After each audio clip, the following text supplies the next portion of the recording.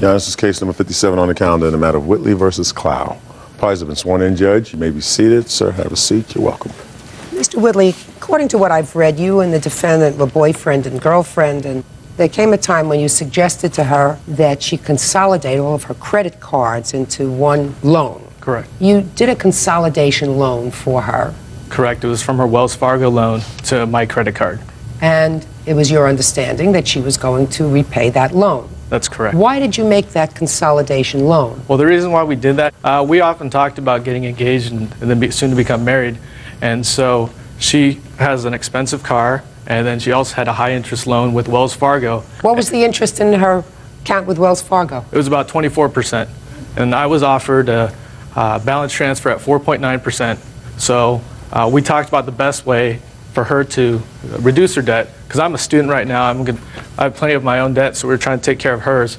And so we verbally agreed that I was going to help her out, and she'd make me payments for $250 a month until it was paid off. What was the amount that you transferred onto your credit card? There were two loans. One was for $274, and the other one was for $1,773. There were two separate Wells Fargo accounts. Did you have two separate Wells Fargo accounts? That is correct. Okay.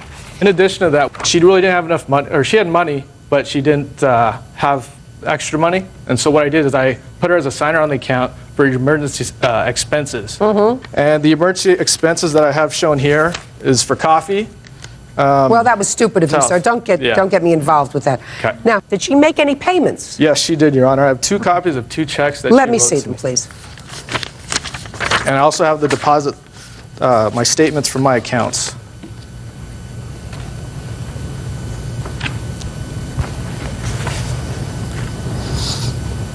So she made two payments, $275. Correct. I made 3 payments, Your Honor, and they were not for the credit card.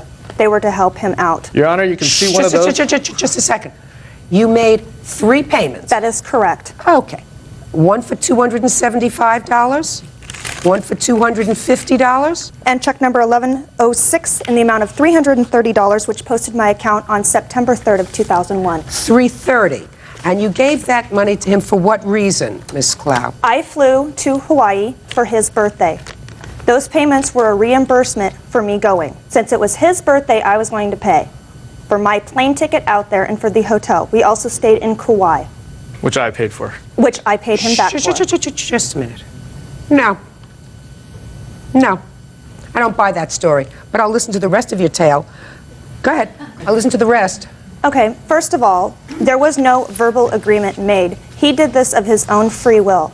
I was not in financial need. I was never late or behind on those payments. My car payment being expensive is irrelevant. Living at home, I did not have many expenses, as he is saying. I had the one expense of Wells Fargo and my car payment. And living at home, I had no renting. What did you give him your account numbers for? Because he wanted them.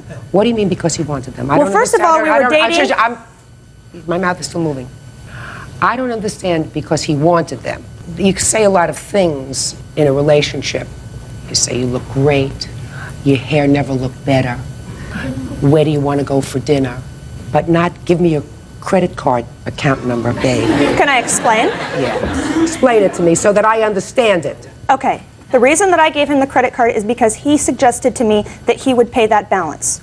There was no agreement that I would pay him back. Oh, so now, just a minute, you're changing the story. So you're saying now your defense is, so what I understand it, Miss Clow, is that he paid off your credit cards as a gift to you. That's how I perceived it, Your Honor. Just a second. That's what your defense is now. It wasn't before, but now that is your defense, that it was a gift to you. Yes, and I... Good! No, wrong.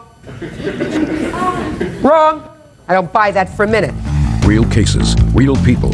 Judge Judy.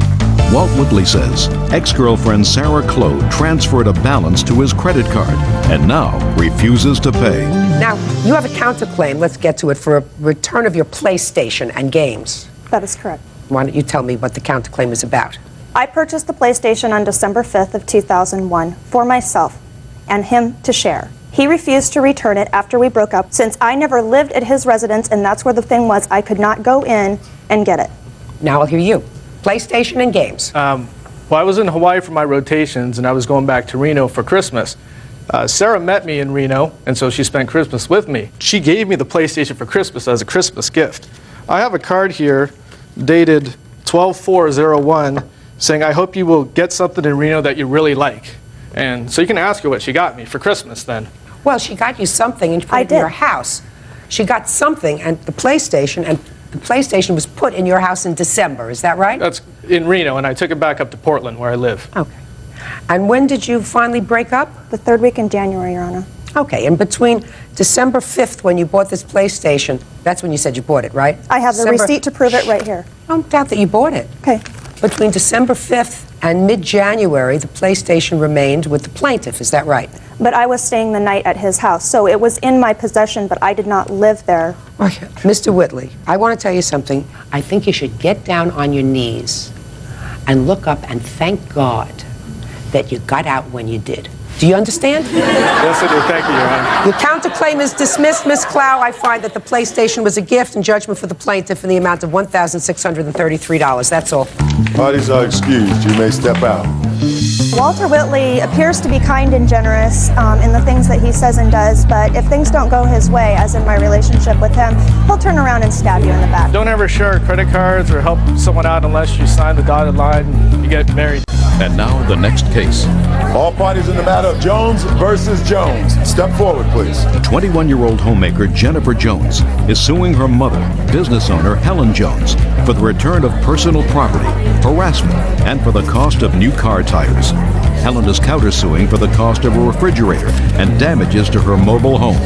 I've read your complaints very carefully. Ms. Jones, the defendant is your mother. Right. And according to what I gather from your complaint, your parents are in the process of getting a divorce. Right. How many years have you been married?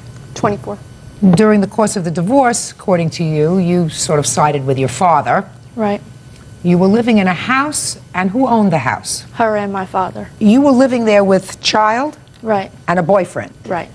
According to your complaint, you left the house, and without your permission, your mother came in and took some property that you say belongs to you. Right. Mother says you abandoned the house. She went in, she took property that was there, some of which she had given to your child, and she is counterclaiming. She says that you left the house in deplorable condition. She has to buy a new refrigerator and other damages. You also claim that your mother slashed your tires and is engaged in a course of harassing behavior. Yes. When did you move into her house? It is March of 2001. And who was living there at the time? Me and my son when we first moved there. And how long did you and your son live there alone? About 2.5 months. And then who moved in?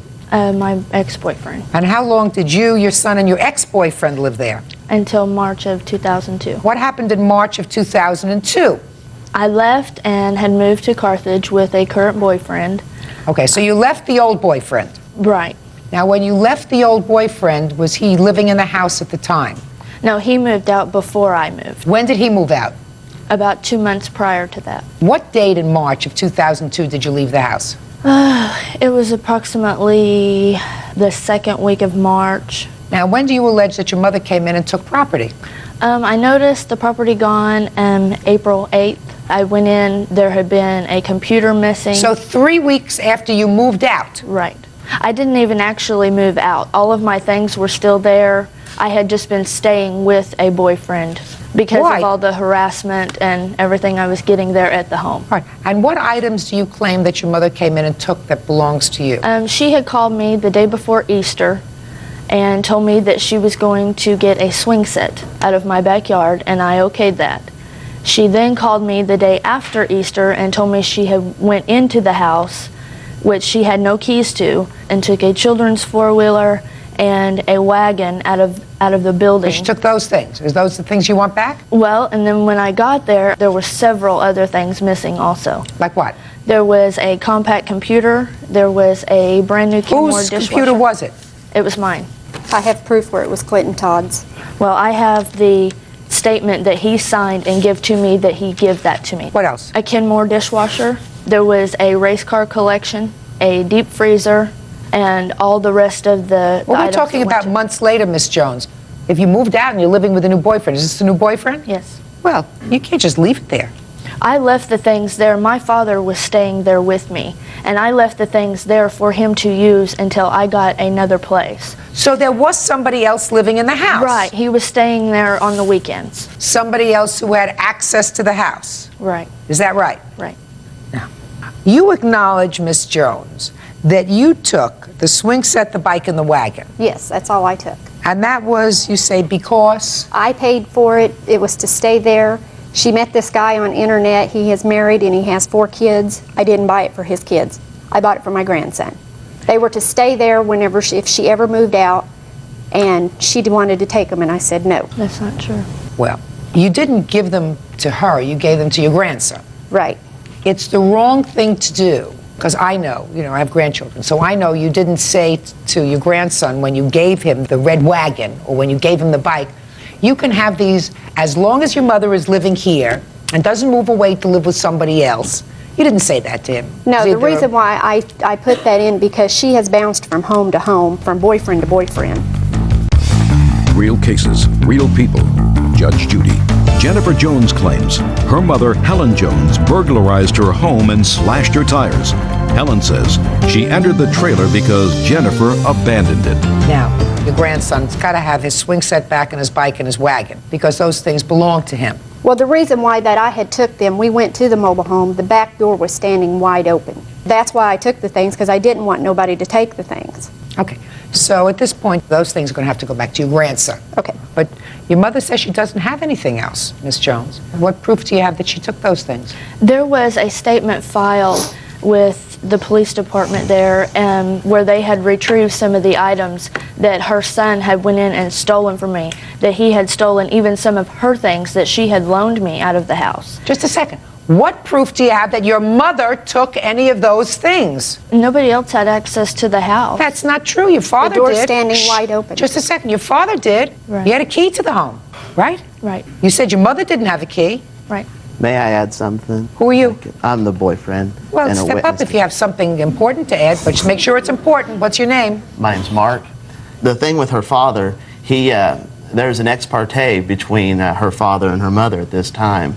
And so he would stay at the home on the weekends as long as he could until the harassment got so bad. And the harassment was so bad and stuff that her dad found another place to stay when he was in at different times, kind of just staying with who he could to try to make peace through this divorce that they're going through. So far, I don't hear much from you, sir. Just a lot of Well, okay, chatter. but when we were there, Yeah. there was a phone call placed by her mother, and her mother were in a pretty good argument. Just a And- second. Her mother called and said she wanted to go take the swing set. Right. So she but- called you and asked you if she could take the swing set, and you said Only okay. the swing set, right. Okay, but you said okay. So she did not ask you if she could take the swing Right. set. She just made the phone call, got your permission. Listen, get to the facts. I have a very busy calendar. Okay, and she has some pictures here that shows a lot of the damage to the yard and to the shed, and the damage to the back door was not there the week that we went there, but the only way she would have had to go into the house would through the back door. would be to tear up the back door. Well, I don't know that. And She says that's she what- found the door off the hinges. Isn't The that door right? was wide open. It wasn't that- off of the hinges, it was left wide open. And there's a police report that states the door was pried Right, it open was and pried pried open. and hanging. Maybe your ex-boyfriend came back. Maybe your ex-boyfriend wasn't happy that he left you the computer when he found out that you had taken off a couple of weeks later with somebody else. There are a lot of people who had the opportunity either to go into your house or to break into the house. It's not your house, the house. And all I'm asking you for is proof that it was your mother. Do you have any?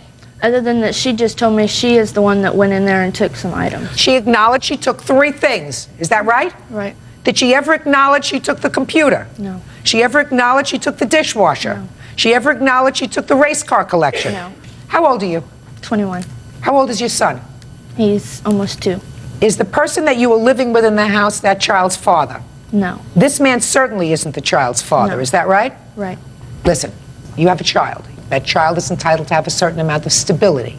Is entitled not to go from one boyfriend to another, to another, to another until you find yourself maybe when you're 40 years old. So you got a lot more to worry about than a dishwasher and a race car collection. You got to worry about a 2-year-old that you're supposed to be bringing up properly and setting an example for. It doesn't seem to me as if you're doing that. Okay. What proof do you have that your mother slashed your tires? I had come down and stayed a couple days with my father at a local hotel, and that day they had been driving by, flipping me off, cussing me. Who was they? Her and her sister, her son. This was right after they had How stolen old is her his- son? He is 17. My son. Is that your brother? Yes. Well, then your brother. Not her son, it's your brother. And her also. They was Just all a second. together. It's not her son, it's your brother. So your mother and your brother and your aunt, what were they doing? They would drive by, flip us off. They would scream things. Her and her boyfriend would circle the parking lot. The next morning I got up, the passenger rear tire of my car had been slashed. So other than the fact that they were there the night before, you have no proof that your mother did that. There would be nobody else that would do that. I mean, It's very possible your mother did it. It's very possible your brother did it. It's very possible your aunt did it. She You has understand? no friends or family, so. I mean, do you understand what I'm saying to you? It's possible. But that's not what we deal with in court. We don't deal with possibilities. We deal with what is provable. Now, you want to tell me about this counterclaim you have for the refrigerator and the damage to the house? I have proof here of everything that's been done to the home, and from Clinton Todd that he took the computer and the dishwasher. but he give those to, we had bought some other things together that were paid off, and we sat down and made an agreement, and I have it where he had signed it, what he took, and he said that would be fine since he took the things that Let me were see paid yours. off. Let me see yours. Did you tell him at that time that you had met somebody else? I hadn't met him when, I didn't even know him when we had separated. That's not true. That's not true. That's not true. No. Ha, listen to me. That's not true. Who has the Pontiac Grand Prix car? I do. You working? No. How are you paying for a car? I Listen to me. Don't give me an I. How are you paying for the car?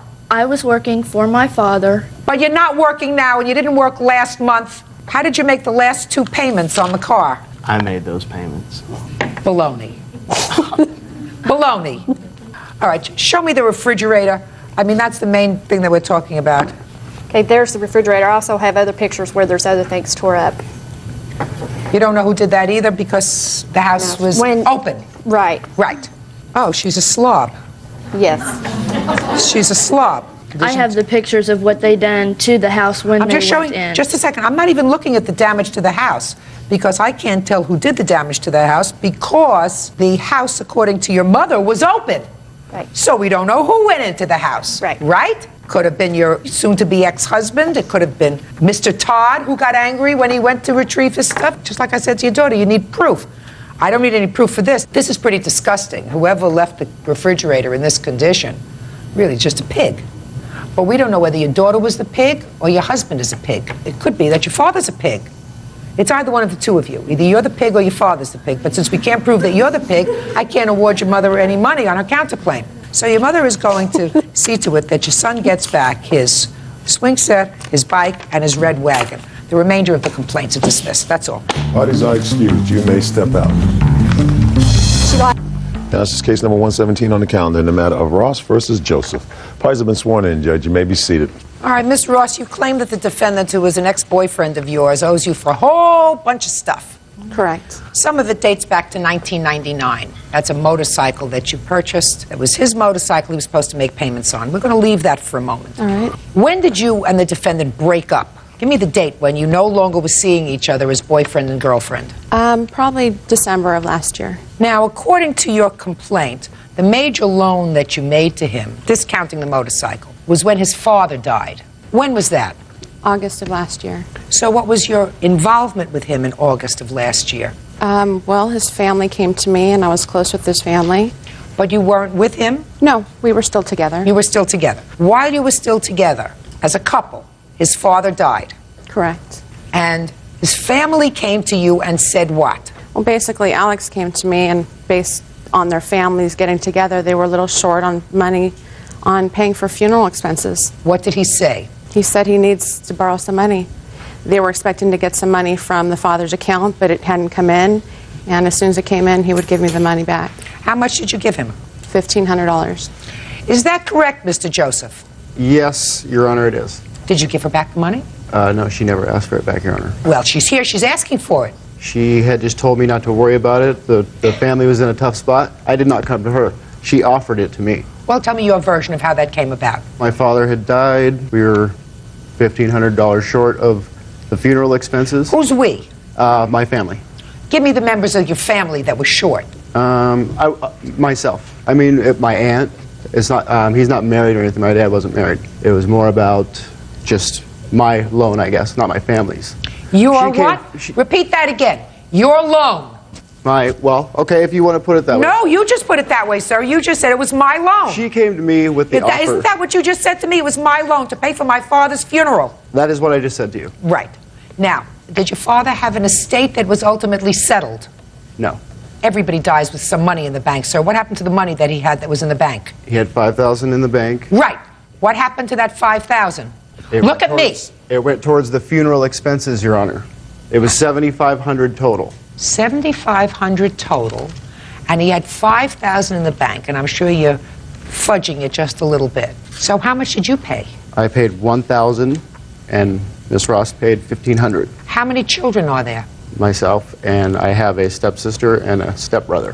What about them? Didn't they like him? I was surprised they were at the funeral. But they were there. Yeah. Well, as between his biological children and the plaintiff, who do you think ought to pay to bury him? Oh, I definitely think that the biological children should. Right! Now, in 1999, according to you, he wanted a motorcycle. You lent him money. How much was the motorcycle? The total ended up being around $12,000. How much did he pay you back? He's probably made about $2,000, $3,000, somewhere in between there. I have a running tab. In addition to the motorcycle, there was other things that he said, oh, just tack it on to my payment. Just tack it on, just tack it on. That's your problem. If you're going to be stupid and just keep tacking it on, a lot of it's your problem. Like the jacket that you bought for him for $400 so he could ride the motorcycle in 1999. Forget it. 3 years later, you don't come into court and waste my time with, I bought him a leather jacket so he would look handsome at driving his motorcycle. And he only paid you since 1999 about $2,000 or $3,000, according to you. Correct. And then there came a time when you took the motorcycle back. Just about a month ago. Tell me about that. Well, he stopped paying since December of last year. Why? I never said I stopped paying. Did you make a payment last month? Before she took the motorcycle, yes. You did? Yes. How much? $300. So is what you're telling me that you've made all the payments on the motorcycle? Yes. Really? How much a month? $300 a month? Actually, it was $208 originally, and we added $100 for the other monies that were owed to her. What other monies? From the jacket. I added $100 for 4 months for the price of the jacket, which she's claiming I still owe her for. So is what you're telling me, sir, that irrespective of the fact that you made all your payments, she took the motorcycle back? She has actually taken the motorcycle twice, and my side of the story basically is, we were together. I decided I did not want to continue the relationship. When I didn't want to continue the relationship anymore, apparently she was hurt by it or what have you, wanted some sort of vengeance or whatever, and she decided to hit me where it hurts, because anybody that knows me knows that I love nothing like I love that motorcycle. Mr. Joseph, you have not answered my question. Okay, I apologize. My question is, sir, is it your testimony that you have paid her each and every month since 1999 $208 and then $308 for the last almost 3 years? Each month the bike was in my possession, Your Honor, yes. When she took it, I obviously did not pay for it. Now, you say she took the bike twice, once last month, and for how long did she have the bike before that? Maybe 4 months, 5 months, I'm not really sure, to be honest. And why did she take the bike at that point, sir? Because I decided to discontinue our relations. And Then why did she give it back? Probably in hopes to somehow woo me back into the relationship. I don't know how to word it, to be honest. I mean... That's a fair statement. That's a fair statement. Do you have proof, sir, of the monies that you paid her towards the bike? No, I do not. Okay. Now, she has the bike. Have you put an ad in the paper to sell it? Yes, and I have not. I've had to reduce the price 3 times, and I have not had anyone come to see it, because he changed it and altered the motorcycle, and when I took it back, all I got was the motorcycle without all of its original parts, without everything. So you have no idea how much you're going to get for it? I'll maybe get $3,000 for it, if that. Well, you don't know that. No, I don't. I haven't got a single call on it. I don't have any evidence, but I know, I've looked in the cycle trader. It's probably around $4,500 is what she would get for it. Now, if I had it my way, would continue to pay for the motorcycle, because it's very important to me. It's something that I've spent over 100 hours in the garage working on it, putting on these aftermarket parts, and it's all about, she's been hurt by me. Well, are you so she's prepared gonna to hit me say where as it hurts. follows, sir, that if you can present proof of continued insurance and that you make regular payments in the amount of $300 a month? I will not give him the bike back. You won't? No. Because it's not about the money, it's about No. me not having the motorcycle. He's completely disrespected me and told me, made threats, and it's beyond that now. Judge Judy will continue in a moment. And later today, I told her, unchain the dog, tell him to come home, he'll come home. He says, just open the door, let him out, tell him Poppy's home, and he'll come home by himself. Is that stupid? No. I mean, is there something wrong with you? Real cases, real people. Judge Judy. Stacy Ross says ex-boyfriend Alex Joseph owes for a motorcycle and for a loan to bury his father. Go ahead. I gave him many opportunities to took the bike away. Actually, he parked the bike in my garage because he couldn't afford it. And he said, do me a favor, having some rough times, keep the bike for me. I'll get my feet back on the ground. I'll give you money and we'll start back up. For 5 months, he did that. I made his payments for him, paid the insurance because he let it slip. And then I gave him the bike back, which I should never have done, but I trusted him. I thought he had good intentions. But then it came to a point where he said, you know what, you don't need the money, you're rich. And just, it went on from there. And at that point, that's it. So what I suggest you do is sell it, and you're free to refile your claim once you've sold the bike. Make sure you have your figures correct, exactly how much he's paid you, what you got for the bike, the difference in the loan that you are still paying for, and that's what your damages are. Do you understand? Yes. In the meantime, he owes you $1,500 for his father's funeral. The $1,500 is a legitimate, I believe, loan. He slipped and used the word loan. That he has to pay back to you. And as soon as you get Well, he also slipped and said that he owed me for the motorcycle jacket, too. So there- Well, but he there paid you for go. some of it. No, he I hasn't paid 4 for it. payments of $308 rather than $208 to make up for the $400 that she claims the In jacket any costs. event, Miss Ross, pay attention. 3 years ago, you bought him a jacket. After he hadn't paid you for the jacket, you still lent him money for his He wasn't father's paying funeral. for the jacket. He would never pay me back for one item and say, here, this is for that. Then you got to be smart. That's why I took the bike back. Fine. Then you have it. Now sell it. Judgment for the plaintiff in the amount of $1,500. I would like to be able to speak, Your Honor. What, do I not get to defend While you're myself? excused, you may step out. Cool. So all the green highlighted things that you see are my voicemail being filled up by the plaintiff. Intentions mean nothing. It's actions that actually speak louder than words. That's 100 phone calls in an hour and 4 minutes. The only times I called is to demand my money. There's a little bit of a problem going on here mentally. Don't trust men and don't buy them motorcycles or anything else. Don't get married and don't give her your phone number. And now the next case. All parties in the matter of Reininger versus Lignar. Step forward, please. Nurse's assistant Eva Reininger and her husband, mechanic Raymond Reininger, are suing their neighbors, landscaper Brad Lignar and his wife Deborah. The Reiningers claim the Lignar's dog, Sammy, destroyed their backyard. Mr. and Mrs. Reininger, it is your claim that the defendant's dog damaged some property of yours. Tell me about that. Somewhere around the 2nd or 3rd week of February, we found the dog wandering around our home. What kind of dog was it? Black Labrador. We saw he had a tag on with a telephone number on it. So we took the dog in, and I made a phone call. The phone number that we called was disconnected. I looked on the computer on a reverse directory, and I found the address. We went to the home. We noticed that there was nobody home. It was about a mile away from our home.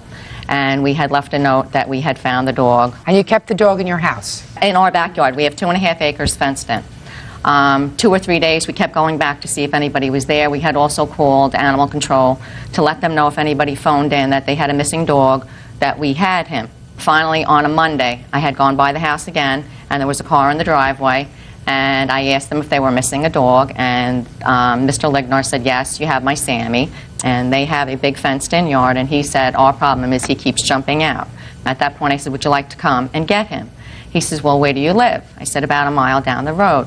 At that point, he said, no. He says, just open the door, let him out, tell him Poppy's home, and he'll come home by himself. So I was on my way back, and then I saw Mrs. Lignar coming to get the dog. So we stopped in the street. The dog went and got in the truck with her. Okay, so she actually then came to the dog. Yes, she was on her way there. A week, 2 weeks went by. All of a sudden, we look in the backyard, and there's Sammy scaling our fence in our backyard, and now he's got a longer piece of chain attached to him. So he was with us again for a couple of days, and by now, he had started. Did you call them again? Yes, we did. We tried calling, and nobody was answering. So at this point, I was starting to get a little fed up, and I said, this is ridiculous. They had told us the last time that they had gone to Daytona for 4 days, and apparently the dog was left unattended for 4 days while they were away. At this point now, I had already contacted the humanitarians who I work with. I work with Animal Rescue, and I work with several animal organizations. They were all willing to come and take Sammy if they did not want him. Now, we started noticing he was digging huge holes in the backyard, and he was digging out our shrubs. And now he was at the point where he was jumping over our fence and jumping back. Then we had a phone call, we had a message on our answering machine from Mr. Lignar. saying, I know that you have my dog, I'd like you to bring my dog back. So we brought the dog back, and I guess my husband met with Mrs. Lignar and said, your dog is done, several $100s worth of damages to our shrubs, our hedges, our fences, our bushes. You need to have someone come over and take a look at the damages. Well, they never came back. Well, Sammy must have come back 2 or 3 more times and kept jumping over our fence. At one point, we had him in our screened-in porch while he went through our screened porch. It's 2 years old, and it was custom built. The final straw was 2 o'clock in the morning. He came over our fence again, and we have a doggy door because we have 4 dogs of our own. Well, he came in through the doggy door, and he jumped into bed with our 4-year-old and our 2-year-old and scared the living daylights out of them. And to this day, we cannot get our kids to sleep in their own bed because they're terrified that this dog is going to come in and scare them. Real cases, real people. Judge Judy. Eva and Raymond Reininger are suing their neighbors, Brad and Deborah Lignar, for damage to their backyard. The Reiningers say their dog, Sammy, is the culprit. Go ahead. We have estimates, we have pictures of the damage of what the house looked like before Sammy, after Sammy, and what we did was we just went to a local gardening store and got estimates on how much it would cost to replace the plants and the shrubs, and we got an estimate from the people who did the screen on how much it would cost to Let me just see repair your it. estimates. These are the before and after pictures of Sammy, and these How are old the was estimates. Sammy? I believe they told me at the time that he was a little over a year old. Okay, who's going to speak for your family? Me, Your Honor. Okay, I'd like to hear you. Well, the dog got loose when we were in Daytona. My daughter was coming over to feed my animals. Okay. How many animals do you have? I have 1 black lab and 2 cats. And the black lab was kept outside? Yeah, he was outside dog. Never comes in your house? Nah, he comes in. She doesn't like because of the dog here and stuff, but I sneak him in. So the dog was outside day and night when you were away? Yes. Didn't you ever hear of a kennel? Yes, ma'am. So what's wrong with a kennel? Well, he protects the house if anybody tries. It's not protects the house if he's not there. Well, somebody let him loose. No. Oh, yes. Well, they didn't let him loose. Well, They didn't let him loose. one of the neighborhood kids has let him loose before. You know, 'cause- So if you know that happened before, then you should have taken steps and used a kennel. well, what I can't understand is they said Sammy turned around and broke the chain. Well, I have the dog's chain right here. Well, we didn't have a ghost dog. It was your dog. Yes, ma'am. They did not go and get your dog. So why didn't, when they presented you with these bills, why didn't you take care of them? I wasn't home at the time. Well, what makes you think you're not responsible for these bills? I don't see it's my dog's doing it. You know, maybe once or twice, but, you know, they have pictures every day that they said it was my dog. There's neighbors got other black labs, and they have a female black lab. So? Now, how do I know their dog didn't do it? You don't, except that they say so. Did the Chronicles ever call you and indicate to you that they could place the dog? No, she did not. If she did, she got somebody else's phone number. Well, let's go back to the first time they came. Mrs. Reiniger says that the first time she came and said she has your dog because she had to go and find you, you said, well, just open the gate and tell him Poppy's home and he'll go home. Does that sound right to you? No, I told her, I said, where's the dog at? She says, my house, chained up, in her backyard. Well, if you were going to get rid of a dog, So what did you tell her to do? I told her, unchain the dog, tell him to come home, he'll come home. If not, I'll come down and get him. Is that stupid? No. I mean, is there something wrong with you? Your dog's been missing, you're gone. Somebody, total stranger, goes to the trouble of finding out where you live. This was the second time. I'm talking about the first time. Finding out where you live, coming to your home and saying, we have your dog, we've taken care of your dog while you've been on vacation in Daytona. Okay, we've taken care of your dog and protected your dog. Wasn't hit by a car, was fed, was cared for. And instead of you getting into your car and going over there and saying, thank you very much, I'm sorry for any trouble or inconvenience, you say, oh, just open up the door, let him go, tell him Poppy's home. What the hell's wrong with you? I don't know where she got this Poppy stuff from. Probably from you. No, you're wrong. Yeah, right. And it kept happening again and again and again. So clearly, something was wrong with the security system that you had, unless you believe that these people came and stole your dog out of you. They might have done that too. Are you under psychiatric care? Yeah. Huh? No. Are you under psychiatric No. care? You on any medication? No. And then you're just being a smart mouth. Where is Sammy now? How is it that he hasn't been back to your house in how long? It's been quite a while. Where is he now? She had him. My wife had him. Put to sleep. Why did you have him put to sleep? While all this has been going on, I had taken Sammy to get him neutered And when I took him in to get him neutered, he was diagnosed with heartworm. So I had to have him put to sleep. You don't put a dog to sleep who has heartworm. You treat him. No, they said it was too They said too he far was gone. into the advanced stages, so. Well, if he was in the advanced stages, it means you weren't giving him heartworm medication, which you're supposed to give your dogs. That's what dogs get, heartworm pills. So, you know, especially if they're outdoor dogs, why weren't you giving the dog proper pills? We were. If a dog is getting heartworm medication regularly, they do not get heartworm.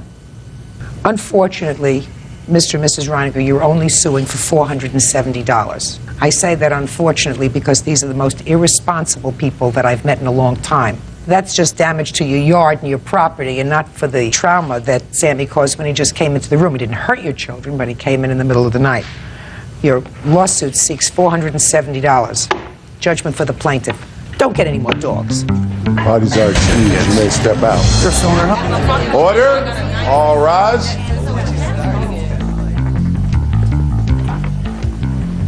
Yeah, this is case number 96 on the calendar in the matter of LeBlanc versus Meister.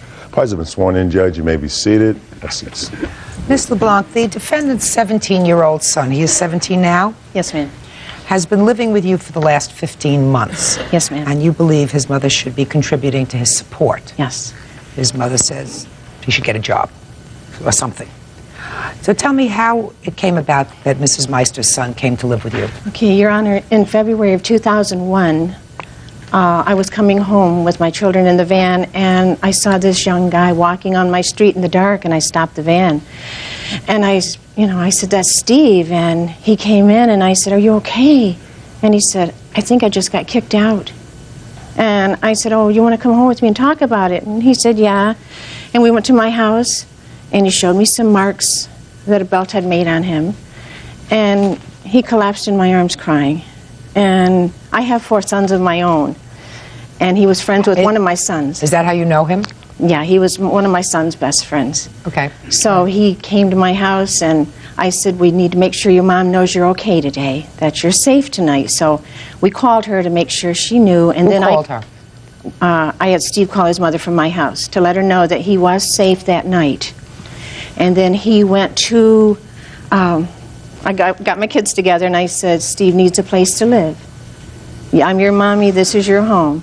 Would you like to let him live here?" And they all said, "Oh yeah, he's like a brother." My youngest gave him his room. What did his mother say when you called and said he's here? Did you speak to her personally? No, just she wanted to know where he was, and he didn't want to tell her at the time because he didn't want her to come after him because he felt she was still angry with him. They had just had a discussion at home. No, well, it sounded like more than a discussion. So then I called a Christian counselor from my church, and I called his basketball coach, and I called his guidance counselor, and I talked to all of them, and they suggested that I go and have him go to this, it's like a cooling off place, halfway house kind of thing. So he went there. And For how long? A couple of days, if I remember correctly, and he said it wasn't good. He wanted to come back home, so he came back to us. And so then he said, "Can I stay here?" And I said, "It's fine with me." So Linda and I talked on the phone several times. Did you call her? Well, she knew because we saw each other at school. Okay. I had conversations with her all the time to let her know, what was going on and all like that. He didn't wish to call her. It seemed every time they talked on the phone that one ended up hanging up on the other. Steve had a bad life. I mean, this may be irrelevant, but I felt so for him because I love my kids more than anything in the world. And he's like one of my babies. He had grown up really bad. He wasn't with his mom. And then when he finally came to her, all this happened, and Where had your son been when he was growing up? He lived mostly with his father. Until he was how old? I believe when they came back to live with me, he was 15. All right. So I'm going to stop you there.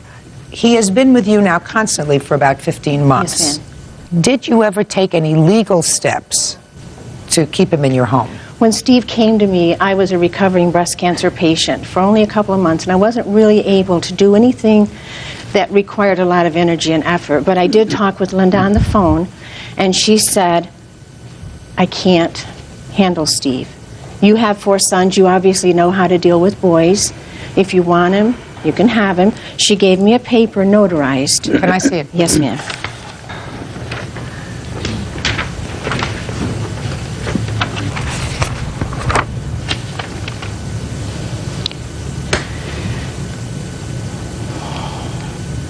Would you show this to the defendant, please?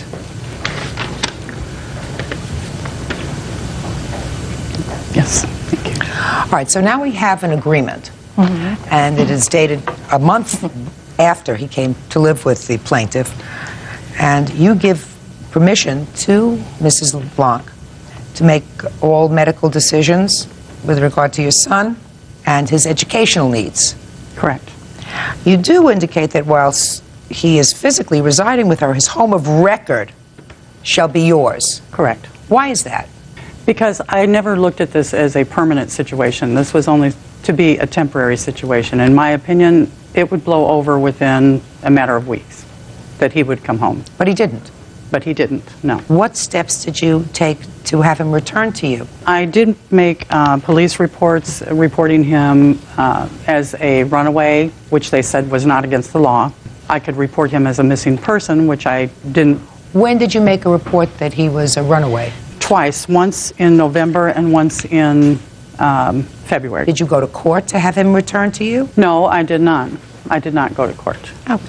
Did you have become the legal guardian for him? No, ma'am. I called the court. No, the answer I'm is you sorry. didn't. No, ma'am. The answer is you didn't. So this is this loose arrangement based upon this consent form. Yes, ma'am. Okay. And you believe that Mrs. Meister should pay minimally $200 a month for his care. $7 a day.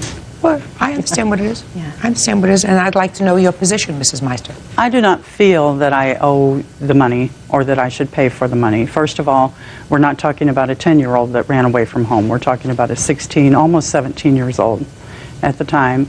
The reason he ran away is because he was grounded at the time, and he wasn't happy with the rules. My son and I have always had some conflict. However, he was well cared for. He didn't want for anything.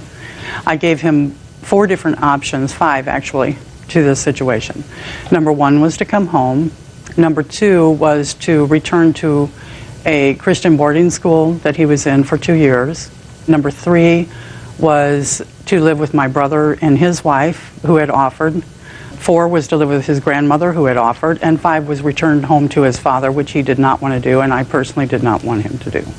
I told him and Mrs. LeBlanc both that I was not paying and that it was up to them to decide what to do from there. Judge Judy continues in a moment. You shouldn't even be here. You should be grateful for her and say thank you in your prayers every night to somebody who has taken your 17-year-old son and clearly done a better job with him over the year and a half that he's been in her custody than you and his father could do in all the time you had him. And later today. So why are you suing them for $1,100? She tricked me. It was not good customer things to worry service. about. Don't you have a This life? is my home. Don't Would you have a life?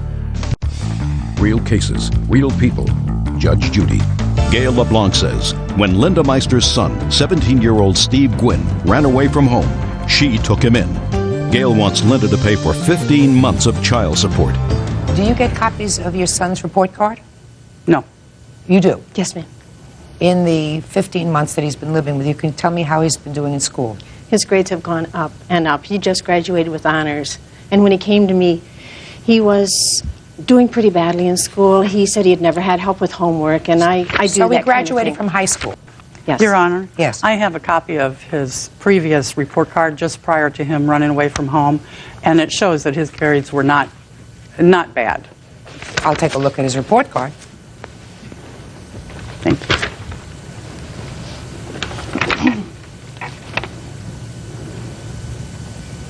In English, his first term was a B, and it went down to a D. In American history, he had an A, and he went down to a B. In chemistry, he went from a B to a C, and now he's graduated with honors. So whatever is happening in Miss LeBlanc's house, it's clearly positive. And if you were a concerned parent, I assume you would have gone to school and found out that whatever is going on there is positive. So why would you want to send him to his uncle or to his grandmother or back to his father? Because I wanted him to be with family. Evidently, that was a misjudgment on your part. Possibly. Unfortunately, Then you they have to don't pay the come. money, madam. It is not her responsibility to take care of your child. I agree. That's absolutely right. And if you wanted him back, there are courts where you could go to say, I want my child home with me. Then it would be left up to a family court judge to determine whether or not you were an appropriate caretaker. You chose not to do that.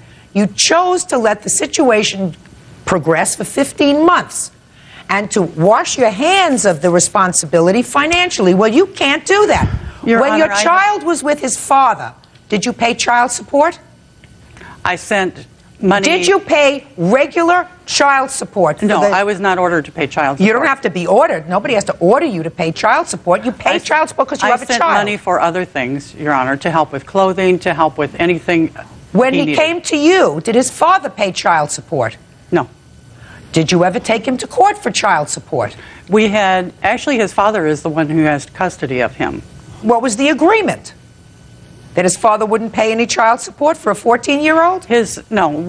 When he came to live with me, I removed them from the home. Yes. His father never pursued getting him back. His father has not spoken to me or to the children since I removed them from the home. So what? That doesn't prevent you from going to court and getting child support from his father for the time he was living with you? No, it doesn't. Well, you chose not to do that. Maybe you chose not to do that because for the 9 years he lived with his father never pursued support for him from you. That doesn't prevent her. And she would be crazy to take away money from her own family, from her own children, to support your child who you couldn't deal with. Then she should have sent him home. What? She should have sent him home then. I don't understand why she didn't send him home. Very easily, madam, because you could not control the situation. And I'm not saying you couldn't control him. You could not control a situation. She's suing for the past 15 months. She's suing for a minimal amount of money, $3,000, $200 a month, $7 a day. Ridiculous. You can't feed a medium-sized dog for $7 a day. You shouldn't even be here. You should be grateful for her and say thank you in your prayers every night to somebody who has taken your 17-year-old son and clearly done a better job with him over the year and a half that he's been in her custody than you and his father could do in all the time you had him. So you should bless her and not be standing over there. Judgment for the plaintiff in the amount of $3,000. That's all. All right, you guys excused. You may step out. I felt he needed guidance and he needed a lot of love. If she would have just sent my son home instead of believing every word that came out of his mouth, this whole thing would have blown over. He's an excellent kid. He's a good kid. I believe he told a lot of lies to get where he's at. I wouldn't mind starting another relationship with her, building up on maybe living with her again. I love my son and I want him happy. Just giving birth does not, sometimes in some people, cause a maternal instinct. A family is love. And now the next case. All parties in the matter of Grandin versus Baldwin. Step forward, please. 23-year-old student Tara Grandin is suing cleaning service owner Sherry Baldwin for breach of contract and negligence. Miss Grandin, you hired the defendant's cleaning service to clean your home. Yes. And it is your claim that they were guilty of negligence, that they took some of your property, that is cleaning materials, and that they breached their contract, which is, I gather, the major part of your lawsuit, because you're suing them for $1,100. Is that right? Yes. Is this the first time you used their service? Yes. Okay, how did you find their service? The Yellow Pages? And I assume you have the ad from the Yellow Pages? Yes, I do. You want to show that to me, please? Because that's part of your, I assume that that's your breach of contract. Is that right? Yes. I also have their webpage with their agreements. Okay. Let me take a look at that. When did you hire them? On Valentine's Day of this year. And how large is your home? I have a 2-story townhome. What was the cost of cleaning it? $50. And how many people came? 2. All right, so tell me what happened when they got there and what your problem is. I explained to them what areas were designated as cleaning areas. They did not comply with that agreement by trespassing and using my private phone line to make a long-distance phone call without my permission. And where did they call? Compton. And how much was that call? It was only 7 cents. 7 cents? Yes. Real cases, real people. Judge Judy. Tara Grandin says cleaning service owner Sherry Baldwin owes for breach of contract and negligence. Tara says Sherry's workers damaged her belongings and used her telephone without permission. What else? They damaged my personal property. Tell me about that, please. This is my lighthouse candle holder. When they got there, I explained to them the items that were fragile and they needed to be careful with. I wanted this dusted. Well, after they left, I see that this is what dropped, and she had cleverly put it back together and just set it back as it was. And there's a bird right here. Well, there was also a bird right here, and that bird's gone. I can't find it anywhere. And how much did you pay for that? $50. Do you have a bill? Yes. Can I see it, please? There's also a fax receipt stapled to that because I did fax her the bill, and it says the transmission was okay, but she denied ever receiving my 2 faxes. Can I see that, please, Bert? Thank you. While I'm looking at that thing, tell me what your other problems were with them. They did bring their own cleaning supplies, but they used mine without my consent. What did they use? They used my bleach and they used my Tilex. So why are you suing them for $1,100? She never returned my phone calls. She denied my original refund, as all I asked for was $50 for the candle holder. I didn't ask her for the money back for the cleaning. She said she'd give it to me. It never came in the mail. I contacted her a month later. She would not return my phone calls. I called her 10 times. She tricked me. It was not good customer things to worry service. about? Don't you have a life? This is my home. Don't you have a life? Would you want these people doing this in your home? I have had people taking care of things in my home, and sometimes things have gotten broken or things have gotten chipped, and I haven't been thoroughly satisfied, so I don't use the service again. I won't use them again. Fine. Your Honor, and I'm asking you if you have a life. I mean, your lawsuit is for $1,100. I just put this together with a little tiny spot of crazy glue. I cannot even see where this is damaged. We're not talking about a piece of vintage china. The principal. We're talking. Don't talk to me about principle, madam. I'm asking you if you have a life. A Yes, life. I do, and I don't want this to happen to anyone else. And she should have told me that she broke it. She didn't. So she didn't tell you she broke it. She was afraid to tell you. She was afraid to tell you she broke it. She did not break a piece of museum quality china. She broke a tchotchke that you got in a store someplace I didn't get it for in a store. $39.95. Listen to me, Bird. I'm asking you, and I want you to be honest with me, because you know my eyes are not so good. How's that look to you? Looks fine. I can't even see where you put the piece back. Why would somebody not take a little bit of super glue, put it back if they love the candle holder, and say, maybe I can see a little bit of a line. Maybe when this lady gets older and she has lines of her own, the little line like this wouldn't make any difference to her. That's character. All right.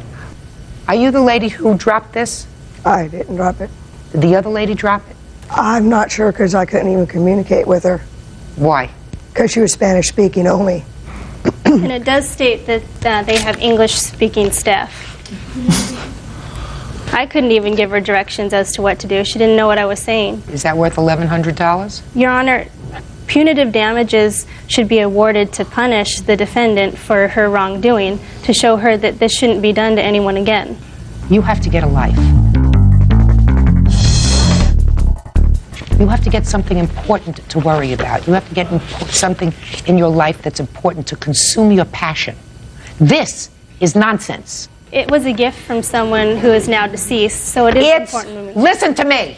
Fix it. If it's important to you, take a little bit of super glue that will cost you approximately less than the 7-cent phone call that you're kvetching about, and put a little super glue on it, and voila, it's fixed. You're going to get $50 for the cleaning service because satisfaction is guaranteed. And since you are really entitled to a 100% pure, perfect lighthouse tchotchke, you're going to get $50 for that. That's a total of $100. And my advice to you, you are a young woman. Find something to do to occupy your time. Goodbye. Parties are excused. You may step out. I have a perfect record from the Better Business Bureau. I have That's not case had number a... 84 on the calendar in the matter of Dennis versus Pierce. Parties have been sworn in, Judge. You may be seated. Ladies, have seats, please. All right, I have a claim and I have a countersuit. The claim is that, Miss Dennis, you bought a home from the defendant. Yes, ma'am. On substantial acreage, 5 acres? Yes, ma'am, that's correct. And it is your claim that there was a damaged bathtub. A latent defect, yes. Don't give me latent defect. There was a damaged bathtub. Yes, ma'am. And it cost you a substantial amount of money to fix that bathtub. Yes, ma'am. In addition, you claim that the defendant has embarked upon a course of harassment by calling Child Protective Services on your family, for which you also want to be compensated. Yes, ma'am. The defendant says he never made any calls to Child Protective Services. Is that right, sir? This is true, Your Honor. That the home that you purchased was purchased as one usually purchases a home. You had a home inspection, an inspector of your own choosing, and whatever defect was found should have been found by the inspector. He says, however, that you actually owe him money. You had left certain property with the consent of the plaintiff on the acreage in a shed, and it was the arrangement that you would take that property after the closing. That's correct, Your Honor. And that the defendant, in retaliation for the fact that you weren't going to pay her for this bathtub, locked the shed, couldn't get to your property. Subsequently, the shed was removed. She put your property at another location, and a lot of it was either damaged or destroyed. That's true. Okay. I don't know if it's true or not, but that's your claim. Yes. So, Ms. Dennis, when did you purchase the house from Mr. Pierce? On January 22nd. And when did you have the home inspection? I have a copy of it here. I'd like to see it. It was done before we bought the home. Of course. Stupid to have it afterwards. This is the advertisement of the home. No. I just want to see your inspection.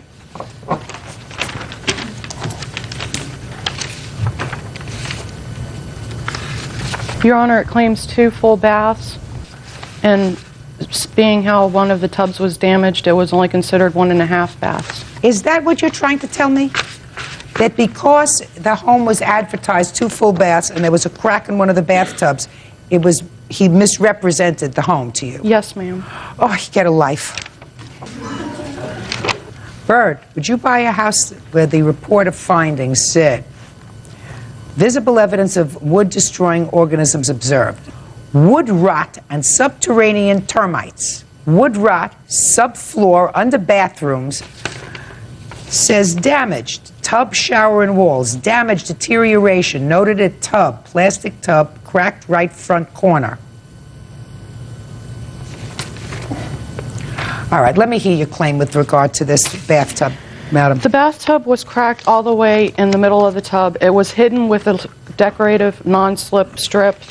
Basically, my father-in-law, who is also my realtor, considered it, saw it. It was a latent defect. Wasn't a latent defect. You had an inspector. The inspector could not find it because it was covered up. The inspector shouldn't be an idiot. The inspector noted wood rot under the bathtub. Because of the water damage. Right. Hello? If there's wood rot under the bathtub, something must be leaking. My goodness, where is that leaking from? Let me take a look in the bathtub. They thought it was from termites, ma'am. Listen, that's not his fault. That's your inspector's fault. Sue your inspector, not him. I mean, I don't know anything about the mechanisms of a house. I know how to go in, turn on a light, turn on a faucet. That's what I know. Open a refrigerator, and occasionally, if rarely, turn on an oven. But I do know this, that when you buy a house, you have a complete inspection, and it's simplistic that if there's wood rot that he notes twice under a bathtub, then you go and you peel off whatever is there, the strips that you put in so that you don't slip and fall, you peel it off, and you say, that's where it's leaking from. It was covered up, ma'am. And the home inspector was not allowed to peel off the tape. Who said that? Because it was Who his said that? home. It was his home. And the home Miss Dennis, you didn't look carefully enough, and stop blaming other people. Now, let's get to the next part of your complaint. The next part of your complaint has to do with harassment. Yes. Okay. Now, did this harassment start before or after you locked the shed where Mr. Pierce's property was located? We have an amendment signed by the contract at the closing that says that Mr. Pierce was not allowed to move his contents until the shed company came. The shed was not removed until a month later. The shed company also said that it was repossessed when it was picked up, which meant even though they would have kept his belongings. Can you answer my question? The word is either before or after. Before, during, and after. So tell me when you locked the shed. The 24th after I confronted him. 24th of what? January, 2 days later after the closing. Okay, 24th of January. When I confronted him about the cracked tub. And he said what to you? That tub's fine, my kids use it all the time. Okay. And I said, well, how come you didn't disclose it to the home inspector, the realtor, or anybody else about the cracked tub? You know, maybe we could have negotiated a different price. Maybe I could, you know, just make me aware of it. He did not make me aware of it. My daughter could not bathe for Listen, days. what he said to you was, my kids use that tub all the time, which is probably true because there was so much water underneath that the wood rotted, and the tub was fine. But on the 24th, you confronted him, 2 days after you closed. When did you lock the shed? The 23rd. You locked the shed the 23rd after you discovered the crack. Before. Your Honor, if I may. Go ahead. When I went to go pick up my possessions, which was on the 24th of January, the shed wasn't still locked. They advised me that there was a problem and that I had to deal with my realtor and her realtor at the time, which is her father-in-law. Well, in that event, I said to her, well, I came to get my Jeep and my stuff. She said, no, you're not getting it. She was even going to hold my Jeep hostage. No, so I told her that I will not do this. If you want, we could resolve this with the deputies. She did give me my Jeep. I thought I would let this blow over. I had already scheduled to go up north on vacation. I already had a scheduled pickup for Cook. Cook just doesn't come. You had a scheduled pickup for the shed and the contents to be picked up. What do you mean, this is a rented shed? It's a rented shed, yes it is. I had to make 3 different plans, 3 different arrangements to have the shed picked up. Finally, Cook Shed agreed to have this shed repoed, because then that would be a base of action for them to go on and retrieve that property. There was no other way of getting it. They withheld me from getting that shed. I was willing to get it that week of closing. You mean the week of the 24th? Yes, yes, ma'am. Your Honor, Yes. if I may, we signed a leased contract stating that Cook's Shed would pick up shed and contents, not Mr. Pierce would come and pick up contents. You were getting even. You were using the contents of the shed as leverage for the cracked bathtub. Ma'am. Miss Dennis, Yes. I want you to listen. You know, that's a rather simplistic thing. He's got property on your property. Right. You come in, and 2 days later or the next day find out that there's a cracked bathtub, and you're angry. So you say, I'm not giving him his property back until we resolve the issue of this bathtub. You have to be honest with me, madam. Judge Judy continues in a moment. HRS came to my house, and my fiance committed suicide over this. And I have a baby that's 8 months old now that will never see his father. Real cases, real people. Judge Judy. Roseanne Dennis says Terry Pierce misrepresented the sale of his home by camouflaging a cracked bathtub. Terry says Roseanne is holding his belongings hostage. Go ahead. Ma'am, I was told to do that by my attorney. Just a minute. I don't care whether you were told to do it, but that was, listen to me, Miss Dennis, Yes. that's the drill. Don't give him his property. Until I was able to serve him. Until you get satisfaction with regard to the bathtub. Now, what happened to his property?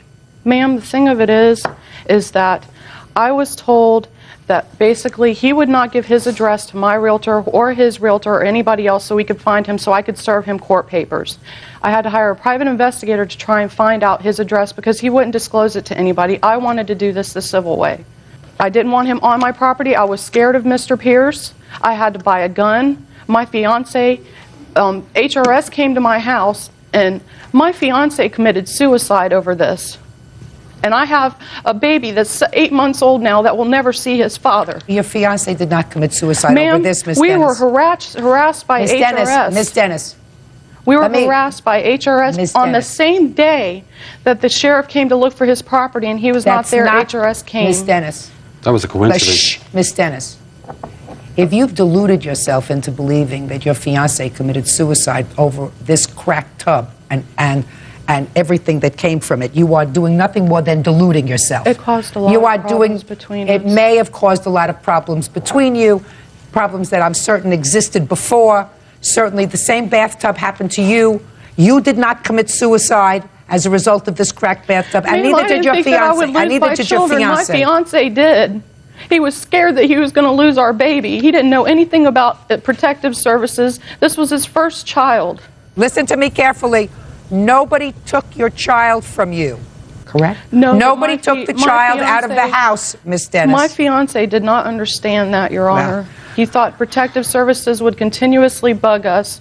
I got an HRS report here that says that the allegations were false. The call was made on the same day that the police came to look from his stuff. HRS said Terry Pierce. And basically, Mr. Pierce. Sorry, ma'am. Don't interrupt. Ma'am, if I could just submit that it was the same day that the sheriff came to look for his belongings and they were not on the property, that's the same day HRS was called. That's not proof that he called, madam. Your Honor, if I don't may. know who else was. I We don't know just who else moved called there. either, but what I'm telling I you just is you moved bought a there. house. I didn't know anybody else in that county. This is a stressful time for you. You have a new baby. Baby's father is no longer there to assist you. You made a mistake when you purchased this house by not reading this inspection very carefully. Any person purchasing a house, bells would have gone off and said, listen, if there's rot, there has to be a reason. I want you to go back there. I'm not satisfied with the report. I want you to go back there and look at it. See what's causing that water to get into the wood underneath the bathtub. You didn't do that. The house is closed. Miss Dennis, speak not. But you had no right. You have no right to withhold his property. I mean, if a lawyer gave you that advice, don't give him his property until you get the bathtub resolved. No, That's the only wrong until I thing could to do. serve him. What kind of damage are you claiming, Mr. Pierce? Well, Your Honor, the contents that I had in the shed, which they allegedly said they never had, was damaged. It was destroyed. Well, I had a computer. I have a list. The stuff was damaged and destroyed, and a loss of wages from the tools that they withheld. They stole all my documentation from my income tax returns for the last 7 years, my investment portfolio papers. They took photographs of my wife, my children, and which we never had gotten. You never got them back? I never got them back, ma'am. No, I didn't. What did the plaintiff do with your property? They lied about their identities to the sheriffs. Okay, that's why the sheriffs had to keep coming back to the house. They were getting no cooperation.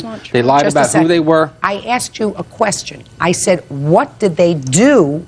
The shed came and got taken away. When the shed came and was repossessed, was your stuff in the shed? No, it wasn't, because I was there that day. They came and picked up the stuff. What happened to the It property? wound up in a used storage facility down by her ex-father-in-law down in Tampa, Florida. Okay. And So I they also, moved the property out of the shed yes, into another facility. yes, and they claim they never had it. From what place did you take his property and where did you put it? I removed the property out of the shed and I put it in used storage. The woman who works there, Joyce, watched as his property was being removed, and basically she noticed that nothing had been damaged. Don't tell me what she noticed, Miss Dennis. You made a big mistake. You have absolutely no legal justification or right to move his property from where it was to you store it.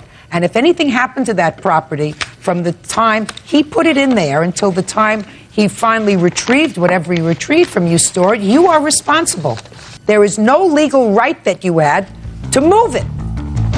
Let me see what you claim, Mr. Pierce, was destroyed and or lost.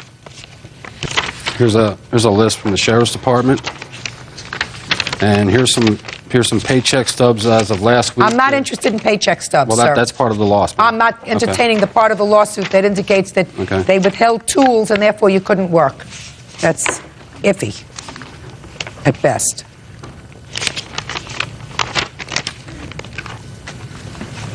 What are you showing me this? I asked you what you could There's a prove. list, an itemized list from the sheriff's department. My work tools. You never got them back? No, I never got them back. Which ones I did get back were broken. And the gentleman who owns you store it, I made him, see, I couldn't open up the combination lock because I was really upset that day. And I made the owner of the storage facility come to the place, and he opened it up in my presence, and he saw that the stuff was just thrown in there. There's no question in my mind it was just thrown in there. Ma'am, I want to see, sir, a bill for repairing the computer. I never repaired it. I just went and bought a new one. I paid $1,199 for that unit that has been broken, but I went to Gateway and I bought a new one for $799. What else? My radio arm saws, my chop boxes, tools that I use. I install windows for a living. Okay. Do you have any bills, Mr. Pierce, any receipts for the replacement of those tools? No, Is it- but the deputy who wrote up the report, he had made a list of what the stuff was worth. I'm not interested in what the deputy thought the stuff was worth, Right. Mr. Pierce. You say you need these tools for your living. So I assume if you went to the shed and the tools were either lost or destroyed, you had to replace them. Well, I did. So all I'm asking you is for the receipts so that I can see how much it cost to replace the tools that you said were missing. I didn't think to bring them because of the fact that they were written on paper. I showed the deputy report. Just a second. Give this back to me. This is nonsense. Your Honor, Okay. nothing was damaged or broken. Just a second. Mr. Pierce, I'm not a stupid lady. I know you're not. But Fine. Then when you come to court, you don't tell me what a deputy thought your tools were worth. I had to prove what to you them. do what you do is you bring receipts to court Right. so that you show me, I bought this saw, and this is what it cost. You're right. All right, so you don't have that. What else? That's about it, except for the Your Honor, may I say loss of something, wages. Who are you? please? Ma'am, I'm Marguerite Dennis, Roseanne's mother. Sure. What do you have to Co-owner. contribute to this? May I address the court? Sure. Thank you. Okay, in a separate transaction from purchasing the home, we bought some furniture, and inadvertently, not realizing what all we had bought from his wife, he packed one of the pieces of furniture that we had bought. So he agreed to bring it back to us the next day. What was that piece of furniture? It was a wicker love bench. Okay. And at that time, he was welcomed onto the property to get his vehicle. And at that point in time, he had every opportunity to go to the shed, get his work tools, or get whatever else he wanted to. Common sense would just tell me that if you're given the opportunity to go into your shed, you inadvertently or purposely left tools that you need in order to do your job, earn your bread and butter, you're going to go and get them. You're going to retrieve them. Or take them when you That's move. not true, Your Honor. All I'm telling you is, Miss Dennis, I'm not giving him any money for the tools because he cannot establish to my satisfaction what those tools were. I understand that, Your and Honor. how much it cost to replace them. I'm also telling you and your daughter that it was the wrong thing to do to move any of his property off the property I into you understand that, store Your it. Honor. And I don't care who gave her that advice. It was very bad advice. Miss Dennis, while I'm awarding Mr. Pierce $800 on his counterclaim, and that is really for the computer, because I don't think you can buy a new computer for less than $800. Ma'am, I have a repair bill for the tub. I am not. I know you don't. I am telling you, that's your fault. If you hired an inspector that didn't do his job, it was covered up by did no you slip grip. understand me? You know, I can't say it to you more than 10 times. If an inspector notes rot under a bathtub, you look further. He could have disclosed it because it's against the law. Oh, gee, Miss Dennis, you just don't get it. Take responsibility. Your Honor. Just a second. Okay. Did you give them back the wicker bench? That's the day I found out that I was not allowed to go into the shed and get my property. Okay. So they're lying about that also. Okay, I'm dismissing the claim, and on the counterclaim, I'm awarding Mr. Pierce $800. That's all. Parties are excused. You may step out. As for the death of Council's case number 29 on the calendar in the matter of Glinka versus Johnson. Parties have been sworn in. Judge, you may be seated. Ma'am, have a seat, please. Mr. Glinka, you and the defendant have a child together. How old is that child? She's 4. She'll be 5 in August. And at some point you separated. How long ago did you separate? About 3 years ago. And after you separated, the defendant had another child. The Yes. child is now about 1.5 years or 2 years old. Is Yes. that right? And at some point she came to you and said, when that new child was about 1 year old, 1.5 years old, that she thought you might be the father. Yes. And I assume that there was reason that she thought that you might be the father, even though she had another boyfriend at the time. Yes. So according to you, you took a DNA test, Yes. and the test proved that you were not the father.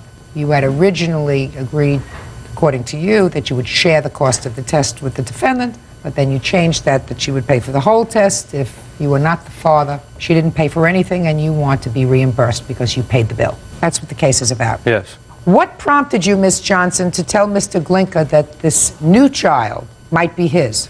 Well, the fact that he looked somewhat like my daughter did when she was young, and she looked just like him when she was younger.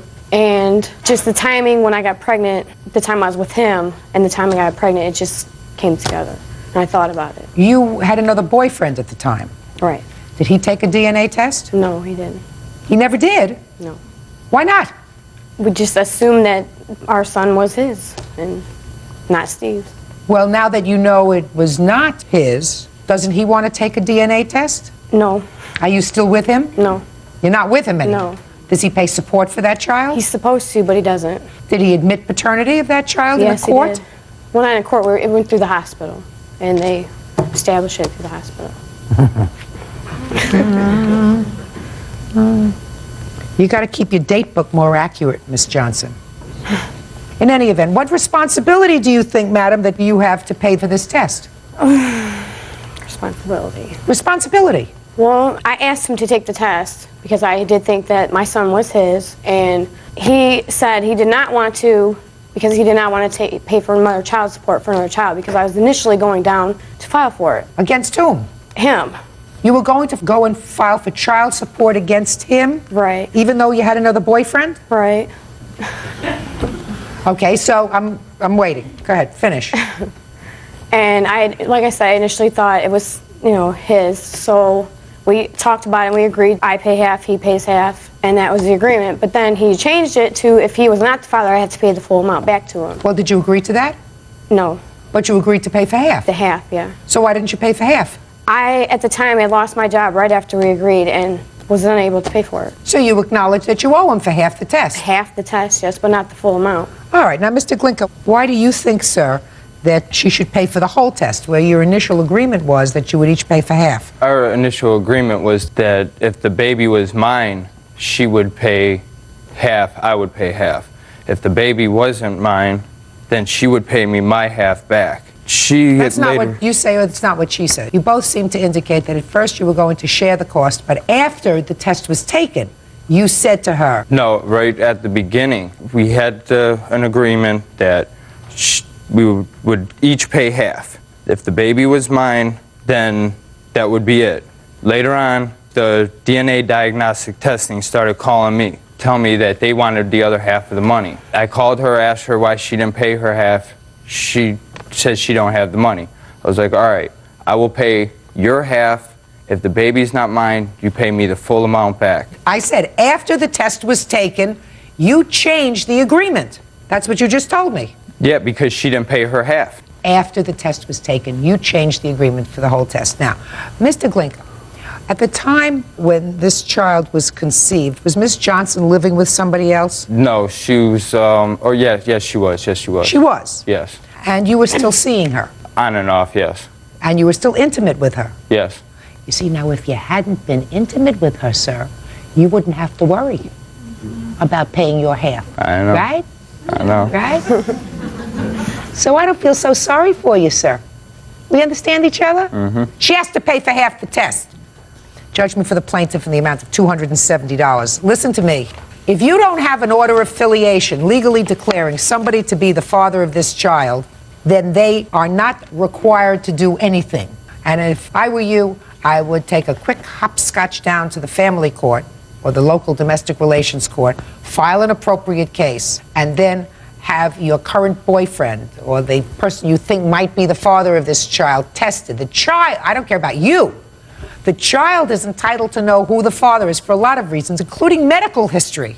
Excuse me. What? I have my witness that heard her say over the phone that she would pay me the full amount. She wasn't in there. Listen to me, sir.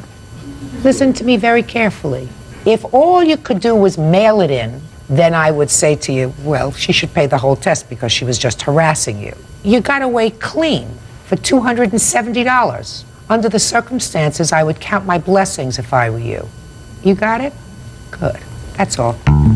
Parties are excused. You may step out. She started telling my family members that the baby was mine. The way he is with my daughter now, I'm happy that he's not his father, too. It was relief after finding out that he wasn't mine. When he's supposed to pick my daughter up, he doesn't show up. We still have another kid together, my daughter. He'll take her to his house, but then he'll leave her with his mother or another family member and go do what he wants. I see her all the time. Stay away from guys like him. Keep it in your pants.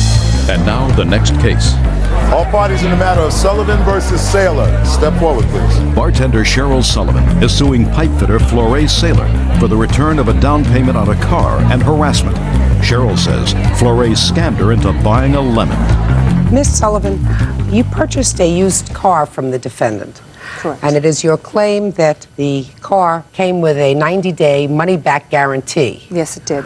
And... It's horrible. Excuse me? Say what? That's no. That's not true.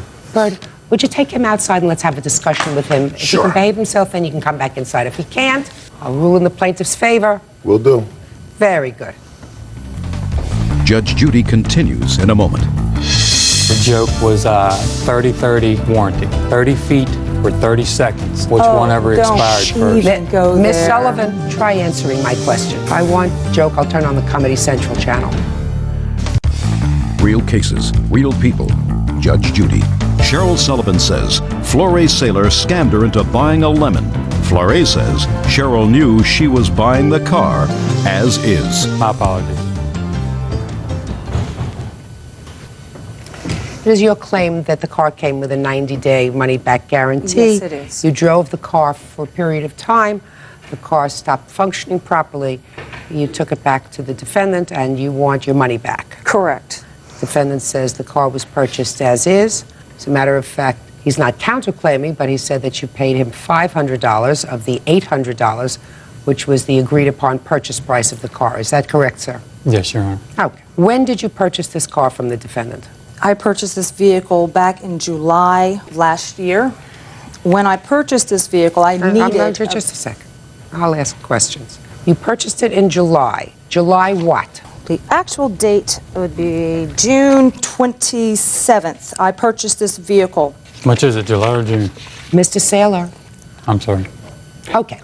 Did you see the car advertised, or you bought it from him because No, you knew not at all. Jay Saylor came into my place of business, and he knew the fact that I required a vehicle that was going to transport me back and forth to the hospital to keep my medications up. He said, I have a reliable vehicle for you. I can't stand seeing you drive the vehicle that you're driving now. I am not a used car salesman. I would never do anything to harm you. Listen, stop with the drama.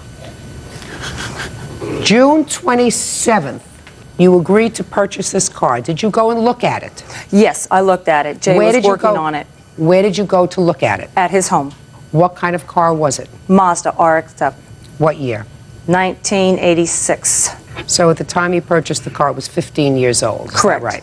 Mr. Saylor had indicated that the engine in it was fine because he ran these things and he was going to use it for his racing engine, so to confirm the fact it was going to be a good engine.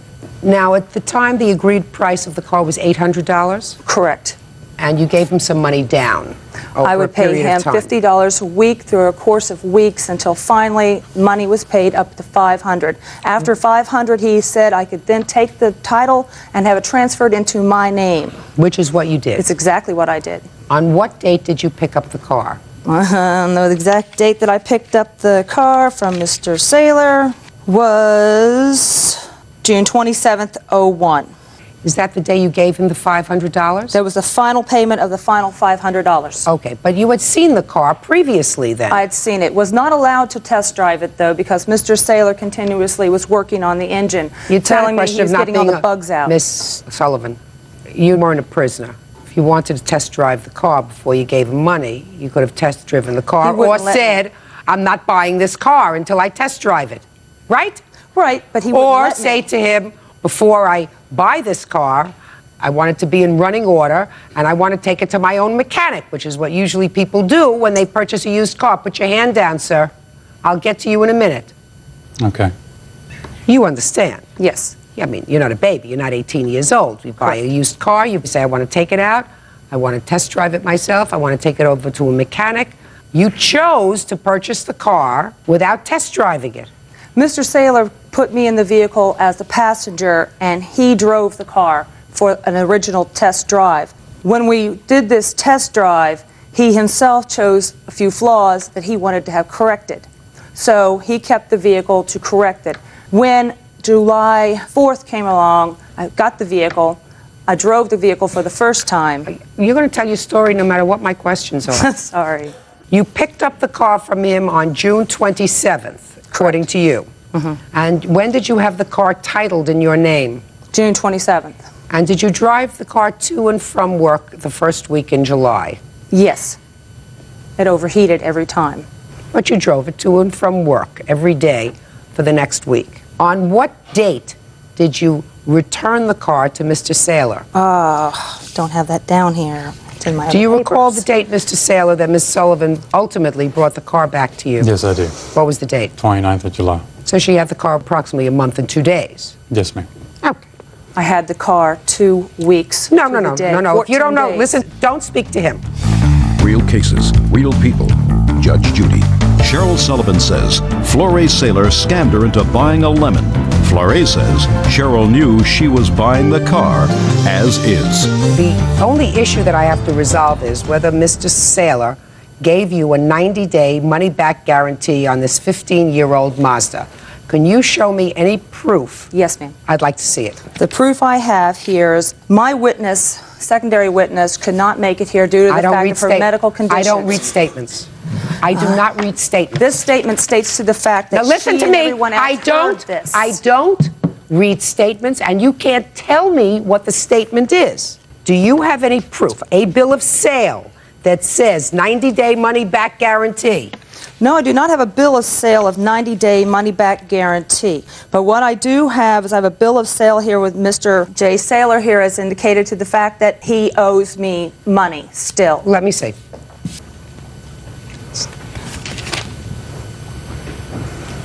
He took the vehicle back in good faith. Just a minute, just a minute. Did you write this letter, sir? Yes, Your Honor. Okay, let me read it. Well, Miss Sullivan, this doesn't say that he owes you money. This says that you owe him money. That's his indication that I owe him money. Right. That's his indication that I've paid him money for him to owe me back.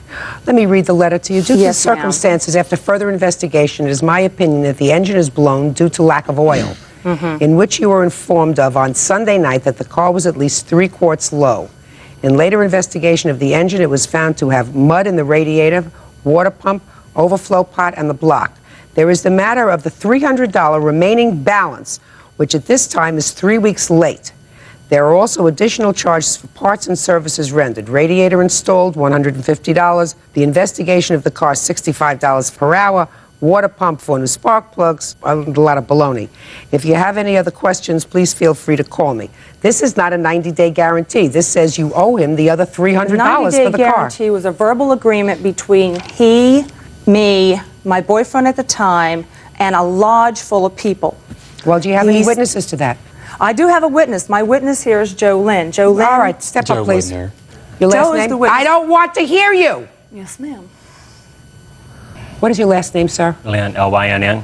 Were you present in her place of employment when the deal was made for this car, sir? I was not. You were not? I was not. Were you present when she picked up the car? I was there when she brought it home that evening. Okay. What is your relationship to the plaintiff? I'm her roommate. Just her roommate? It's just her roommate, exactly. So you were there when she brought it home? Right. On June 27th? And I also looked the car over. I'm a master mechanic. I looked the car over at that time. Okay. When you looked it over, did you have any conversation with the plaintiff? Yes, I did. I told her she should take the car back at that particular time, but she told me there's no problem, that she had a 90-day, guarantee. Oh, so she told you. You never heard him say it? I never heard it from him, no. Fine, sit down. All right, Mr. Saylor, I assume that if I were to ask you the question whether or not you gave her a 90-day guarantee for this car, you would say you did not. Well, there was mentioning there was 3 people present in the lodge, and we made a joke. Well, let me hear, sir. The joke was 30-30 warranty, 30 feet or 30 seconds, whichever expired first. Miss Sullivan, I'm asking you, sir. No, I didn't give her no 90-day guarantee, no, ma'am. If I ask you a question, try answering my question. If I want joke, I'll turn on the Comedy Central channel. I'm sorry. Good. Did you give her a bill of sale for the car? No, all cash transactions. And the only question that I have for you, Mr. Saylor, is you indicated in your answer that you sold this car. I did not sell the car. What did you do with it? I gave it away. To whom? A teacher that I sold a 88 convertible to. Why would you give the car away? I asked her, I went to the lodge, I asked Miss Sullivan what was her intentions with the car. She said she wanted nothing further to do with the car. Oh, I can't believe you're standing here saying this. Miss Sullivan, you don't get it. Well, I'm not lying. Mr. Saylor, you don't get it. Well, she said she What you get is when I ask a question, you answer. When I don't ask a question, you don't say anything. Do you understand? Yes, ma'am. So try to listen, because I'm in charge here, sir. Now, the title to the car was already in her name. How did you get around that by giving it to somebody else? Just scrapped it. She told me to do whatever I wanted with it, to get rid of it. And that's what I did. Well, Mr. Saylor, you see, this is your problem, sir. Ordinarily, I would rule in your favor in this case, because I don't believe that anybody in their right mind sells a 15 or 16-year-old car with a guarantee. And unless that guarantee is in writing, I would not give any credibility to her statement that you gave her a 90-day guarantee. Do you understand? Yes, Your Honor. However, your problem is, sir, you either gave away, scrapped, or sold her car. And what you should have done was say, you bought it, kiddo. It's in your name. I have nothing more to do with it. And if you feel as if you want to, you sue her for the balance of the car, which was another $300. Do you understand? Yes. However, you had no right to give away her car. You had no right to scrap her car. You had no right to sell her car, if that's what you did. So you have to pay her what she paid you. I'm not ruling that you gave her a guarantee. I don't believe that you did. But you exercised dominion and control over her car by giving it, selling it, or scrapping it to somebody else. And you can't do that. So judgment for the plaintiff in the amount of $500. That's all. Parties are excused. You may step out. Thank you. How you doing, Judge? Good. How are you, Bert? Good. It's case number 95 on the calendar, the matter of Raymond versus Holmes. Parties have been sworn in. You may be seated. Folks have seats. Mr. Raymond, you and the defendant were involved in a romantic relationship and decided to lease an apartment together. The defendant moved out sometime during the lease, and you want her to be responsible for her half of the rental of the apartment. That's what the case is about. Ms. Holmes says, she was sort of forced to move out. She'll explain that to me. When did you decide to lease this apartment together? We leased the apartment February 5th, 2001. We were living previously at another apartment complex, but it was just strictly my name on the lease. And what prompted you to rent this apartment together? I was naive enough to think that we might be together for the rest of our lives and maybe start a family together one day, you know? And obviously I was wrong, and... That's the end of the story. How much were you paying in the old apartment? I was paying $685. And how much was the rent on the new apartment? $870. What was the financial arrangement as far as the rent was concerned? That we both pay half, and we were both paying half of electricity and telephone as well. How many months did you live there together? Together we lived there for 5 3/4 of a month. Let's say 6 months. 6 months. Now, it is correct, Ms. Holmes, that you were paying half the rent. Yes. When did you move out and why? I moved out the beginning of the summer, probably end of July, beginning of August. Throughout our relationship, we had many fights. It became abusive, not only verbally, but physically. And when did it become physically abusive? I have here, we both were arrested for breach of peace. We got into a fight. It was at the previous apartment that he lived at. So you both were arrested for breach of the peace? Yes. When?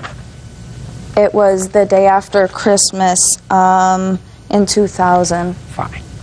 Don't give me ancient history, Ms. Holmes. After that happened, you moved into an apartment together, and you signed a lease.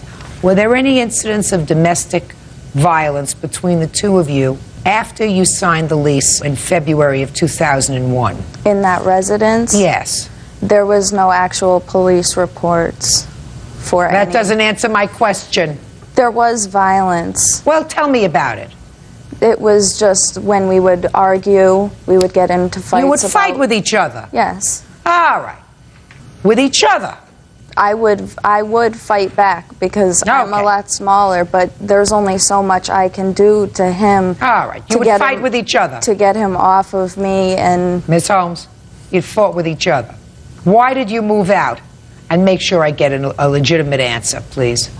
Because I was afraid. No. I was sick. No. That's not why you moved out.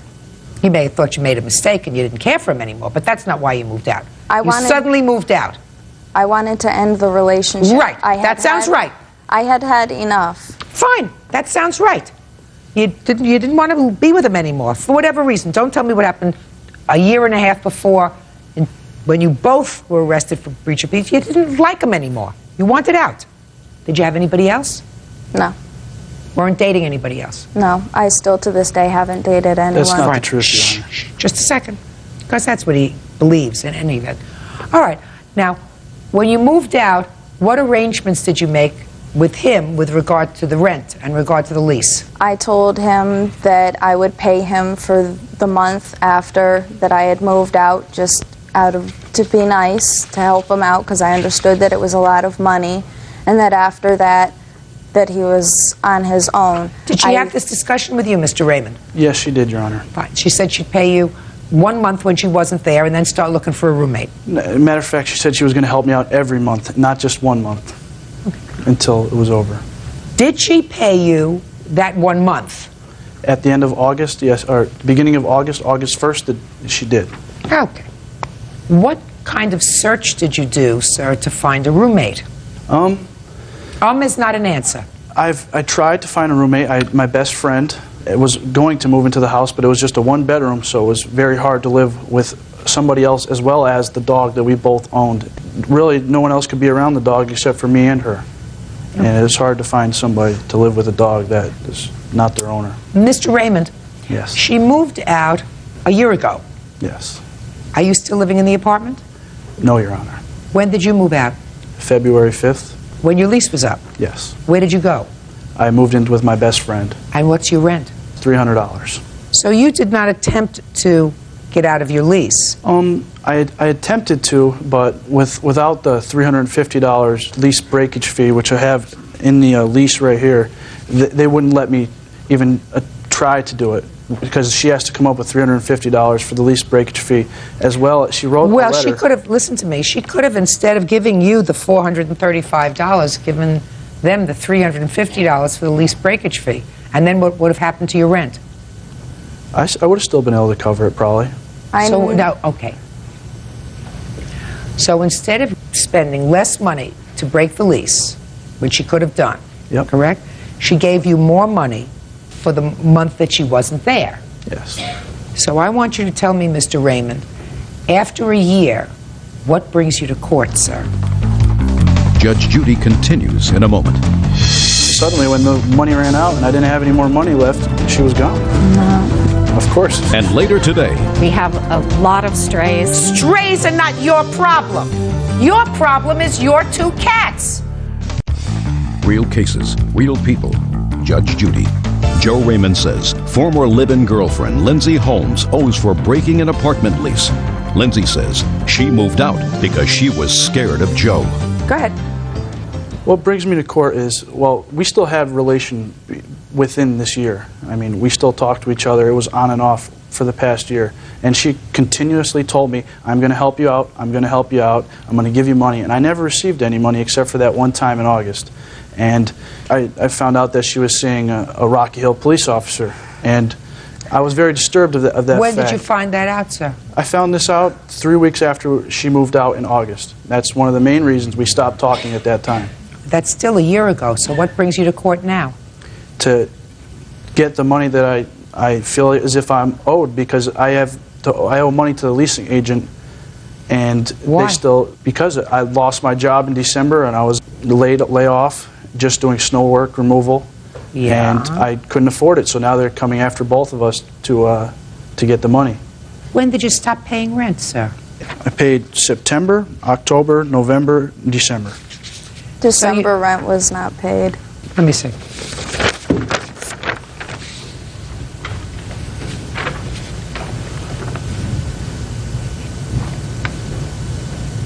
Oh, I see.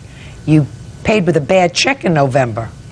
But it was... Sir, so it's 2 months rent that you did not pay. Yes, but I had talked to the rental agent and I had explained them my situation, and they worked with me the best they could. I have to find, Mr. Raymond, that there was some reason for her not to break this lease, which she could have done for a lot less money than she gave you for the period of time when she was there. For $350, she could have gotten her name off this lease and not been responsible at all. So I must assume that you wanted to stay in that apartment. Now, the difference is really negligible between what you were paying in your own apartment and this apartment. You were paying that yourself. She was living there as well, but her name wasn't on the lease and she was helping me. Helping you is not paying. You didn't take that apartment with the idea that she was going to be paying half the rent. No. The first apartment. I had right? a lawsuit that I was given, and I had a lot of extra money. And then suddenly when the money ran out and I didn't have any more money left, she was gone.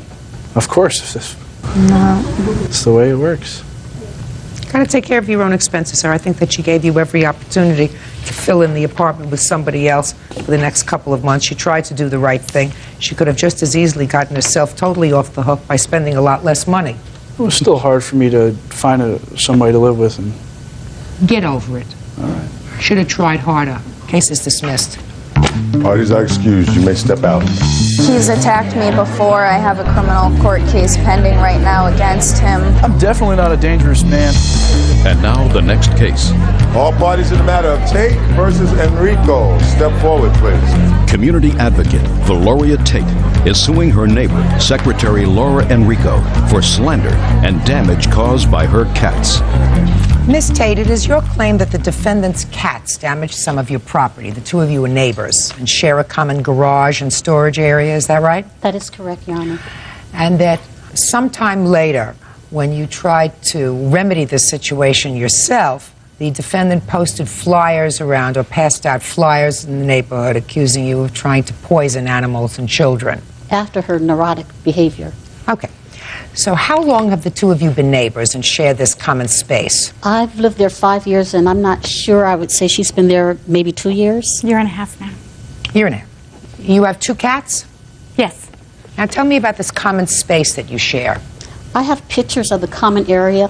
I'd like to see them, please. That's supposedly where all of us can use the patio area.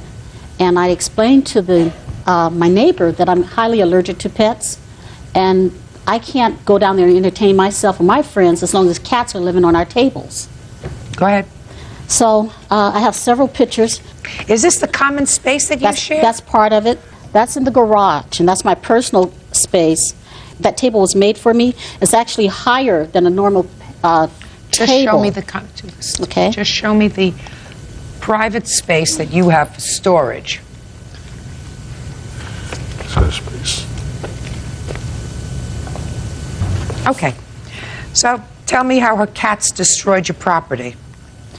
Well, it's before they destroyed my literature that I placed in my garage and covered it very well with bags and mothballs, they've already destroyed a couple of plant pots, and used the bathroom in my plant pot. Did you see that, or did you just assume? I saw that, and when I saw it, I nicely went over to Laura and I told her, your cat's potted in my plant and my pot, and she would come over, clean it up and say those few nasty things, but she would clean it up.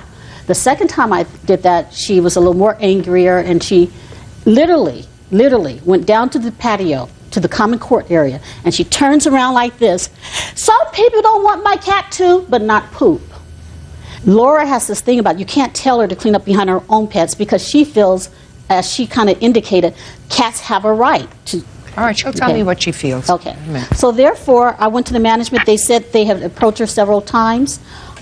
They pointed out in the CNRs, the rules, that we can only have house pets. In fact, I asked my owner before I moved. I said, I'm highly allergic. Can I see the house rules, please? Yeah. I told him, I said, I'm highly allergic to pets. Do they have pets? He says, no, only house pets.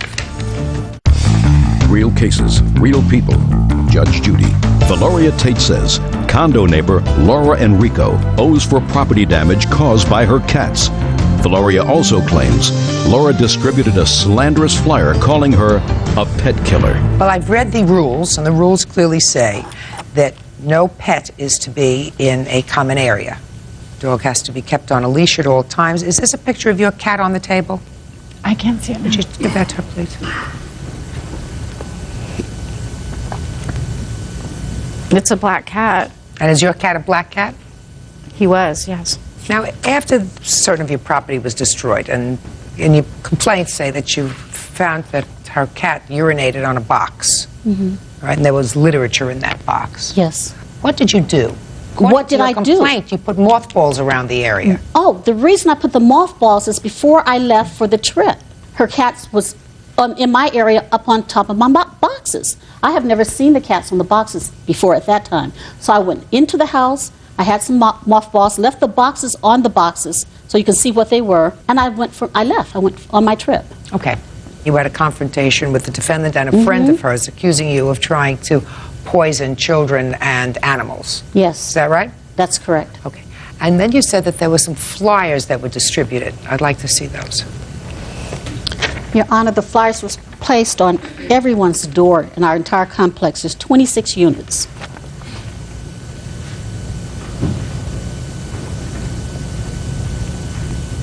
Did you place this around? Yes, I did, ma'am. You got some nerve.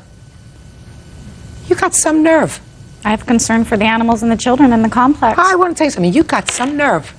If you have animals that in any way interfere with your neighbor's peaceful enjoyment of their property, you keep your animals in the house. What right do you have to let your animals outside into common areas, on tables, on chairs? What right do you have to do that? None. And you are so arrogant, as to say the last line here is, if you have a problem with allergies, dislikes, phobias, or such about animals in the building, it might be suggested to move to another building. And you go through this whole grandfather clause because two people had cats that were outside. You say now it's grandfather, so your cats can be outside. If you want to have house pets and you want to let them outside, go buy a house in the woods and let your animals out in the woods where they don't bother anybody. But you live in a condominium complex where there are lots of other people. And it is possible that some adults, some children are afraid of cats. Somebody might want to come and put their lunch on the table, and your cat has just been walking around after walking around in feces, now walks around on the table. That's outrageous. And your reaction is, what? Cats will be cats? I mean, is that what you're saying? No, I'm not, but my cats aren't the only ones in the courtyard. We have a lot of strays that come into the garage and come That into the may courtyard. be. She can't complain about strays. Strays are not your problem. Your problem is your two cats. Because you are an owner or a tenant. I'm an owner. As an owner, you should want to do everything that you can to preserve the integrity of your space. What are you laughing about? Are you on medication? No, I'm not, Your No, I'm not, Your Honor, but the demonstrations of irrationality never occurred. She threatened me. She followed me. Let me ask you this question. Did you ever check with the management company to find out whether Miss Tate ever had any problems with prior tenants? No. You didn't? No. Did you ever have problems with prior tenants? No. I would say that you probably didn't. You keep your cats in your house because that's what the rules say. Specifically, rules that you gave and you signed for when you bought your condominium specifically said that only these two people, long gone, could have their cats out in the courtyard. You signed it. I assume when you signed it, you read it. Is that right? Yes, I did. So why didn't you abide by the rules you signed and read? The rules are your cats stay in your house. Yeah, right. And this is nasty. Don't like having my animals threatened to be killed. Well, why don't you keep your animals in your house? I will from now on. Perfect. Did we just solve that problem? Yes, you did, Your Honor. Fine. She doesn't mention your name in this, does she? No. Now, it's very possible that other people knew what she was talking about, but she doesn't mention your name. May I share with you why she didn't have to? Go ahead. Because she made such a big scene about I was trying to kill these cats and children. All the neighbors heard it, and then she called the police. Well, they knew there was only one person she was referring to. That I can't tell you what they knew. But she does not mention your name in this flyer. But certainly, Miss Enrico has agreed at this point, is that right, Miss Enrico? That you will keep your cats in your home from now on. Yes. Is that correct? Is Yes, that right? ma'am. Yes, ma'am. That seems to solve the problem. I will prepare that order, that's all. Parties are excused. You may. Yeah, this is case number 51 on the calendar in the matter of Beck versus Isagire. Parties have been sworn in, Judge. You may be seated. Miss Beck, are you still a tenant of the defendants? No, Your Honor. You moved out. I still reside at that residence, but she has since sold the building, so she is no longer my landlord. Okay.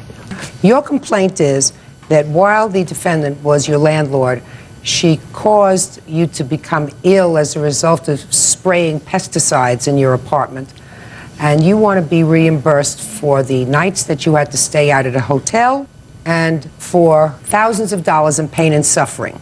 Now, when was this pesticide spraying incident? April 1st of 2001. And what were they spraying for? Termites. Had you seen termites? Yes, Your Honor. Were you notified that they would be spraying? Verbally, yes. So what's the problem? They had just treated my apartment 6 to 8 weeks before that, going through the exact same procedure, spraying the interior of my apartment, which is not the proper procedure, as I've got evidence to prove here. The proper procedure is actually to drill holes in the slabs of the flooring or in the walls so you can actually get to the wood or underneath, because they were subterranean termites. The termites lived in the ground. All right. That's where they lived, but they were spraying the interior of my apartment twice in a 2-month period. All right, 6 to 8 weeks before the incident that caused you difficulty, they sprayed once. Is that right? Yes. They sprayed once. And you remained in the apartment? Yes, ma'am. Is that right? Yes, Your Honor. And when were you notified that they were going to spray again? A few days before they came and So what sprayed happened? on April 1st. Fine. So what happened? You notified that they were going to come in again? I was notified that they were going to come in again, and I told her verbally, under no circumstances do I wish for you to spray the interior of my apartment. If you're going to do it, please follow the proper procedures the way it was done a year ago. Drill the holes, get to the termites. I'm giving you access to my apartment so that you can get to the termites, not to spray the interior. There's no need. I'm still smelling the pesticides. I don't need to go through this again. I'm still getting migraines from the last time. So what happened? I went to work, came home, found out that she had hired the pesticide guy, and she was there, and he did spray the interior of my apartment, spilled it on my kitchen floor. It had been wiped up. I have cats. They had walked through it. I walked in, and it was just, it was overwhelming, and I hadn't even gathered any materials because I was under the impression that she was going to respect my wishes and not spray the interior again, since that doesn't even take care of the termites anyway. All right, now, since April 1st of 01, have you seen evidence of termites in your apartment? They're back, yes. They're back? Yes. When did they come back? A month ago. So it's been almost a year. Yes, they come, this is their breeding season, right about now. They come back, seems to be the same time every year, to come out and swarm so that they can mate and become termites. I'm learning way too much about termites. Okay. Now, according to your complaint, the smell was overwhelming and you had to leave your apartment. Where did you go? The Best Western hotel room. It's approximately about 3 or 4 blocks from my home. Okay, and how many nights did you stay there? 2. You have the receipts? Yes, ma'am. I'd like to see them, please.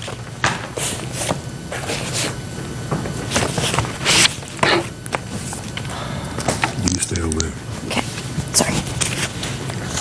Okay, sorry. I also needed to purchase HEPA filters to take the pesticide out of the air that I was breathing because I was getting so many migraines. It was suggested by my neurologist. Why don't you move? I couldn't afford to. My rent is rent controlled and only $577 a month. And for Los Angeles, a good area, that's extremely good for a 1-bedroom. So that's pretty good rent, even though the place has termites once a year, right? Yes, ma'am. Okay, so other than the $185.26 that you had to pay in a hotel room because of this smell of pesticides, what do you think that the defendant is responsible for? I think that she was negligent in hiring an unlicensed pesticide person to come in and spray the interior of my apartment. He is unlicensed, as I have also in that pile is evidence to prove that. An agricultural commission did a report on it. He is an unlicensed contractor, and he had been also previously written up in 1994 for doing the exact same thing, spraying without a license and also spraying with unrestricted materials. I have no idea what I was exposed to. I have no idea whether or not he followed. I know the procedures that he followed were incorrect. How do you know he was unlicensed? Give me the tab on here. Purple? I'm sorry, I color-coded it to make it a little easier for you to find. Purple and what? that would be purple A1. What was the name of the person that you hired? Frigg? On the first page of that, it says... Don't interrupt. I'm not speaking to you now. Sorry. Okay. How many years did you own this building? I was never actually the owner. My mother was the owner. My parents owned the building for approximately 25 years. Did you manage the building? The only time I managed it, if you could call it that, was at the very end. My mother was very ill and she was unable to handle Miss Beck's harassment and complaints, and so I was handling the building at that time for her. This exterminator that you hired is not licensed. At the time, I believed that he was. I asked him if he was bonded and licensed. He said yes. Did you ask to see his credentials? I asked what his license number was, and he gave me a number. He had been in the business for 45 years and had worked for my mother for 10. And when Miss Beck needed... So is what you're telling me that this person was the same person who sprayed previously for you? Mm-hmm. Is that right? Yes. Miss Beck, you said that the apartment had been sprayed previously. This Craig, he is the one who sprayed previously, is that right? Yes, Your Honor. How many times had he sprayed the apartment before? I'm not really sure. He had been doing it for years. For years. Judge Judy continues in a moment. I Listen to me. trusted her, Your Honor, that it was okay to be in that. I stayed there too. I want you to be smarter. I don't want you to trust anybody. I want you to trust your own instincts, madam. And later today, Your Honor, we had a deal. We had a deal. I was to learn something. I paid And you for didn't the learn stuff. anything. Whose fault is that? You went back to work. That is not a loan, Mr. Andre. That's not a loan. real cases, real people. Judge Judy. Melissa Beck says former landlord Kathy Izaguirre poisoned her when she sprayed for termites. Listen, Miss Beck, you don't make a big deal over things that aren't a big deal. Do you understand? You live in a rent-controlled building, which is a very old building. You live there because the rent is cheap, and that doesn't mean that you have to be subjected to things that are terrible. Your landlord can't do terrible things to you, but there are termites, and termites have to be eradicated. I don't think that the defendant did anything terrible to you.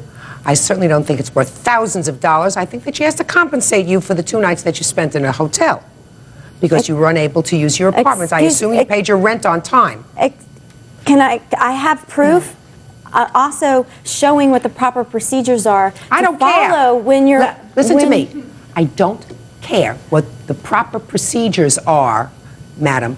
I'm telling you that the termites that you complained But you don't spray the baseboards of an apartment and let it just sit there for months. There's nowhere for it to go. It's painted over since the 1950s. Listen to me. Life is full of choices. The choice that you made to leave the apartment for 2 days because you couldn't stand the smell was a good choice. She has to compensate you for that choice because she was quiet.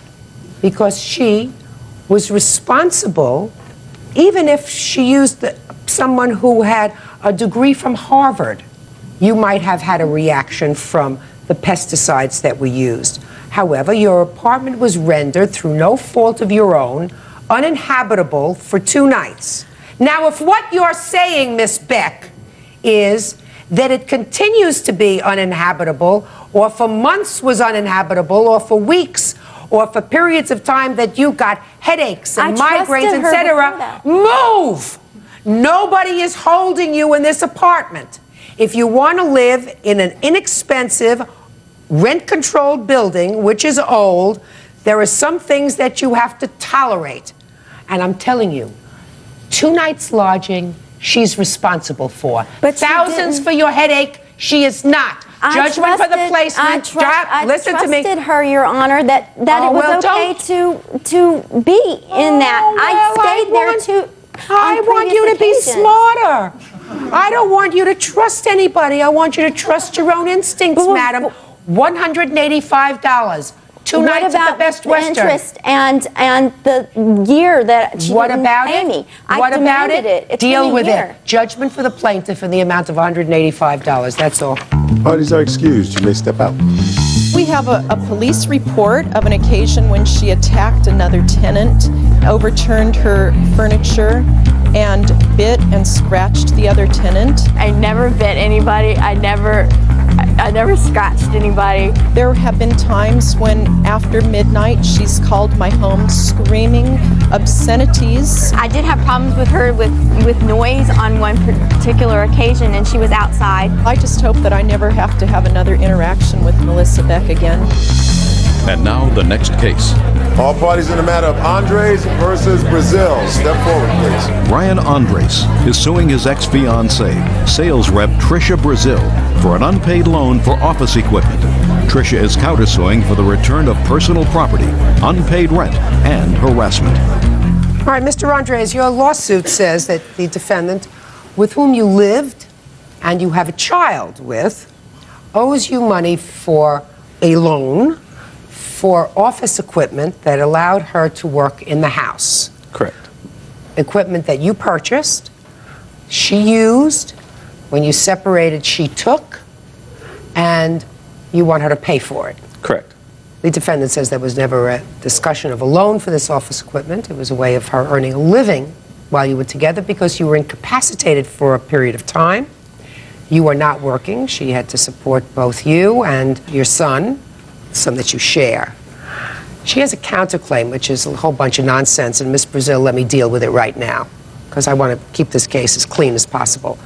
You say that he took a camcorder of yours, that he owes you for rent during the time that he was incapacitated last year or the year before, that he said he would pay you for, and a chair, okay? That's your counterclaim. Yes. And I'm going to tell you that I think that's all a bunch of nonsense, and you never would have filed a counterclaim had he not sued you for this office equipment. That's true. I'm desired to be in court, then I would have never. But Absolutely right. But part of what he's suing me for is the camcorder, part of the... I'm not interested. So let's understand each other. This isn't a tit for tat. He has a lawsuit. I'm going to get to his lawsuit. And I'm not worried about your chair and your camcorder and this old rent bill that he was supposed to pay you if he ever got better. Real cases, real people. Judge Judy. Ryan Andres says ex-fiancée Trisha Brazil owes for an unpaid loan for office equipment. That was your arrangement. You were a family, despite the fact that you didn't have a marriage license. You were operating as a family. Is that a fair statement? Yes. Yes. Okay. And at a time when you were injured, you discussed with the woman you were living with, the mother of your child, working from home. Is that right? Now, take it from there. It wasn't so much her simply working from home. She was working for a company and decided that she could work from home, be close with the baby, and that's what we had talked. That's how the whole story got started. I looked at it. I had a large amount of money coming in from my 401k, and I said, well, we could do this. Since I am on disability, I had a very bad broken leg. What I was going to be able to do work-wise was really in question. I did warehouse work, and I taught karate on the side. You had a very bad broken leg, and you were incapacitated. Right, and you had a baby home. This wasn't simply an opportunity for her to work from home. The deal was she was going to work from home while I was on disability. She was going to teach me kind of tools of the trade so I can learn something new, so I'd have something to fall back on. What kind of work were you doing? I'm in marketing. I do graphic design work. And you can do that on your computer at home? Yes. Okay, fine. When you broke your leg, is that right? Correct. Were you living together at the time? Yes. How long were you in the hospital? Maybe 4 days, and I had to go to a rehabilitation hospital for another month. And then you came home? No. And then where did you go? I had to go to my mother's house. She has a 2-story home, and the bathrooms are upstairs. My mom's house was... More convenient. So you stayed with your mom for how long? Probably 2 to 3 months. And then I would go over to Trisha's house. I would stay the night with her. This is all when she was still pregnant with our child. And during the day when she went to work, she would drop me off back at my mother's house so I could... Just she took care of you. You went over there, she picked you up, she took you back. Now, after the baby was born, where did you live? After the baby was born, I lived with Trisha. Moved into her house? Correct. Okay. Were you ambulatory at that point? Yeah, with a crutch. With crutches? A crutch, eventually a cane, yeah. Okay, with crutches. Now, the baby was born at that time? In January, correct. Who took care of the baby? I did. With your crutches? Absolutely. Oh, good. Good for you. Okay, so explain this loan to me. So now I've got office equipment that she was going to work from out of the house. How did the loan come about, Mr. Andres? Our deal was she wanted to work from home. I was in a position where I can make that possible. And in return, I wanted to gain some type of knowledge from this. So that Good. So, keep it going. never happened. Time went on. She continued to use the equipment that I bought for her job that she was at. It never happened. In September, I ended up going back to work for a warehouse in our area. She kept working where she was at, eventually left, and became self-employed. Well, I don't see a loan, sir. I bought the stuff, Your Honor. I have the copy of the cash. So what? That's the loan. That's not a loan. That's not a loan, Mr. Andres. Where do you get a loan from that? You had a family. The family had to be supported. Needed, I gather, 2 people, your disability and her work to do it. You said, great, you work from the house. I'm going to buy this equipment so you can work from the house. You'll teach me. Period. End of discussion. It didn't become a loan until you separated. Your Honor, we had a deal. Deal. We had a deal. I was to learn something. I paid And you for didn't my learn stuff. anything. Whose fault is that? You went back to work. That is not a loan, Mr. Andres. That's not a loan. That's living together and planning a future that doesn't work out. That's not a loan. I understand from Miss Brazil, whose counterclaim I'm not even thinking about. Do you understand that? No. Well, I'm going to tell you. During what year do you claim that he owes you for rent? The year of 2000, and then he paid rent intermittently during 2000 and part of 2001. Okay, it's old, that's why. Because 2 years later, you don't wake up and say he owes me for rent in 2000. Because I know and you know that your counterclaim is nonsense. That you would never be here but for the fact of this nonsense about this equipment. Now, what I want to know is, she says that you didn't even bring up the issue of this equipment again until after she took you to court for child support. That is not true. Now, but one thing that amazed me, and I just want to find out whether I read it wrong. Are you currently under a child support order, Mr. Andres? Yes, I am. What is that order? It's $38 a month. That's what I read, $38 a month. What country do you live in? The United States. What state in this country? California. What county? Stanislaus County. What kind of work do you do? Right now I'm not working. That's why it's $38 a month. Why are you not working? I've been looking for work, Your Honor. Who's supporting you? I'm staying at my mother's house. That's nice. Collect cans, sir. Your case is dismissed. That's all. Parties are excused. You may step out. Now, this is case number 30 on the calendar in the matter of McCahill versus Harrison. Parties have been sworn in, Judge. You may be seated. Folks have seats. Would you take the child out, Bert? Sure thing, Judge. Thank you. Young man. Okay. Yes. Ms. McCahill, your suit against the defendant has to do with charges that you claim were false that she made against you. You had a trial with regard to those charges. You were found not guilty. Yes. And you believe she should pay for all of your legal expenses that you had to defend yourself. I gather that the relationship that you had with the defendant was that she had been your babysitter for a relatively short period of time. Then you and your husband divorced, and your husband was awarded custody of your child. Is that right? Yes, ma'am. And your former husband hired the defendant to watch your child. Yes, ma'am. At some point, according to you, your child told you that during a visitation, probably, that the defendant had hit him. Yes, ma'am. And you went to the defendant's house to confront her about that. Yes, ma'am. There was some sort of an incident. You say that there was really a non-incident. Shortly thereafter, you were contacted by the police and told that she had filed charges against you, and that precipitated the trial for trespass and damage to property. Yes, ma'am. The defendant is counterclaiming for some of the damage that she says that you did to the property, correct? Yes. Okay. When did you and your husband divorce? In April of 2000. And when was he awarded custody? At that time. And when did your child allegedly report to you that the defendant had hit him? On October 17th of 2001. And what did your child tell you? He arrived at my house for my birthday, and when he walked in the door, he said, "Mom, Jennifer hit me again." How old is he? He is 8 years old. Okay. At the time, he was 7. Okay. And those were the first words that came out of his mouth when he walked in my door. Jennifer hit me again. Yes. Did you ask him any questions about it? Yes, I said, "Where did she hit you?" And he replied, "In my head." And I said, "Well, what for?" And he said, because I would not pick up poop with my hand. Now, when did you discuss this with the child's father? I had discussed it with David, and he said that it did On not the happen. 17th? No, the next day. On the 18th of October? Right. Okay. And I told him that Brendan had told me that Jennifer had hit him. And he said it didn't happen? Yes. When did you go over to her house?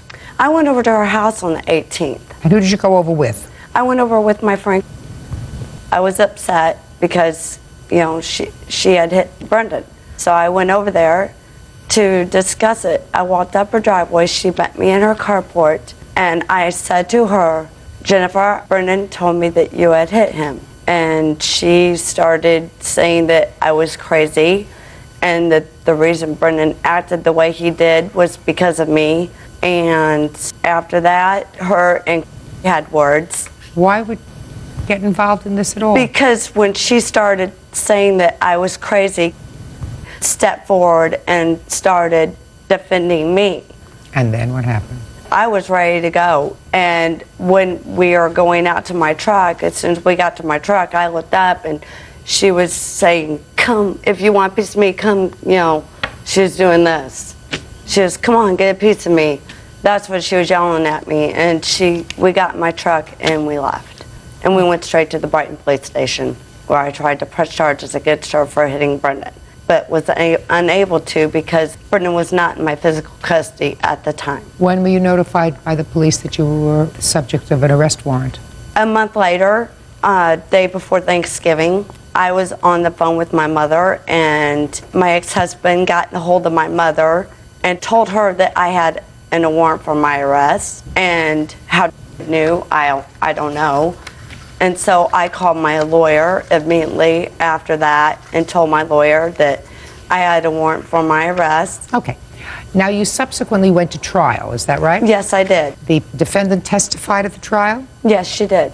And did you testify? Yes. And was there a jury trial? Yes, there was. And the jury came back with a not guilty verdict? Yes, I did. Okay. Now, Ms. Harrison, I would like you to tell me your version of the events, please. Okay. On October 18th, Katie did come to my home. The incident that she is referring to, that Brendan was referring to, actually happened in June of that year, where he had stepped in dog poop out in the yard and walked into the house, and the kids are supposed to take their shoes off. And he didn't take his shoes off, and he had got dog poop on the carpet. And instead of telling the kids that they did something stupid, or I don't say that, we go, duh, what'd you do that for? And then he usually goes, yeah, duh, yeah, I did that. And that was the incident. She comes to my place in October, which is 5-6 months later, and accuses me of hitting her son and started cussing and swearing at me, telling me who did I think I was by hitting her son, and that they were going to kick my if I ever touched her son again. I said, do you want to hear the story or not? I said, I'll tell you what happened. No, I believe my son. You hit my son, and this other girl was MFing me just as much as she was, just screaming at me. And she has a background and a stability of many mental health problems. She's been in many mental health facilities, and I know what she's capable of. That's why I stood in my doorway and never even went out into the carport with them. I just had the door open trying to tell them to leave. And they would not leave. They kept calling me every name in the book, told me if I went out at nighttime, don't go out at nighttime because I would never come back home, that they were going to kill me if I ever touched her son again. I told her she was crazy. I told her to leave my property many times. At that point in time, the other girl starts with they said they were going to kick my ass, and I said, you and what army? The two of us will take you down right now. And I said, both of you just leave. That's when she kicked cabinets that were there that my husband had brought home from work, and she picked up one of my lawn chairs and threw it at me. And I shut the door because I told her I was going to call the police. Well, that's when I started walking up into my kitchen, and I heard a big bang.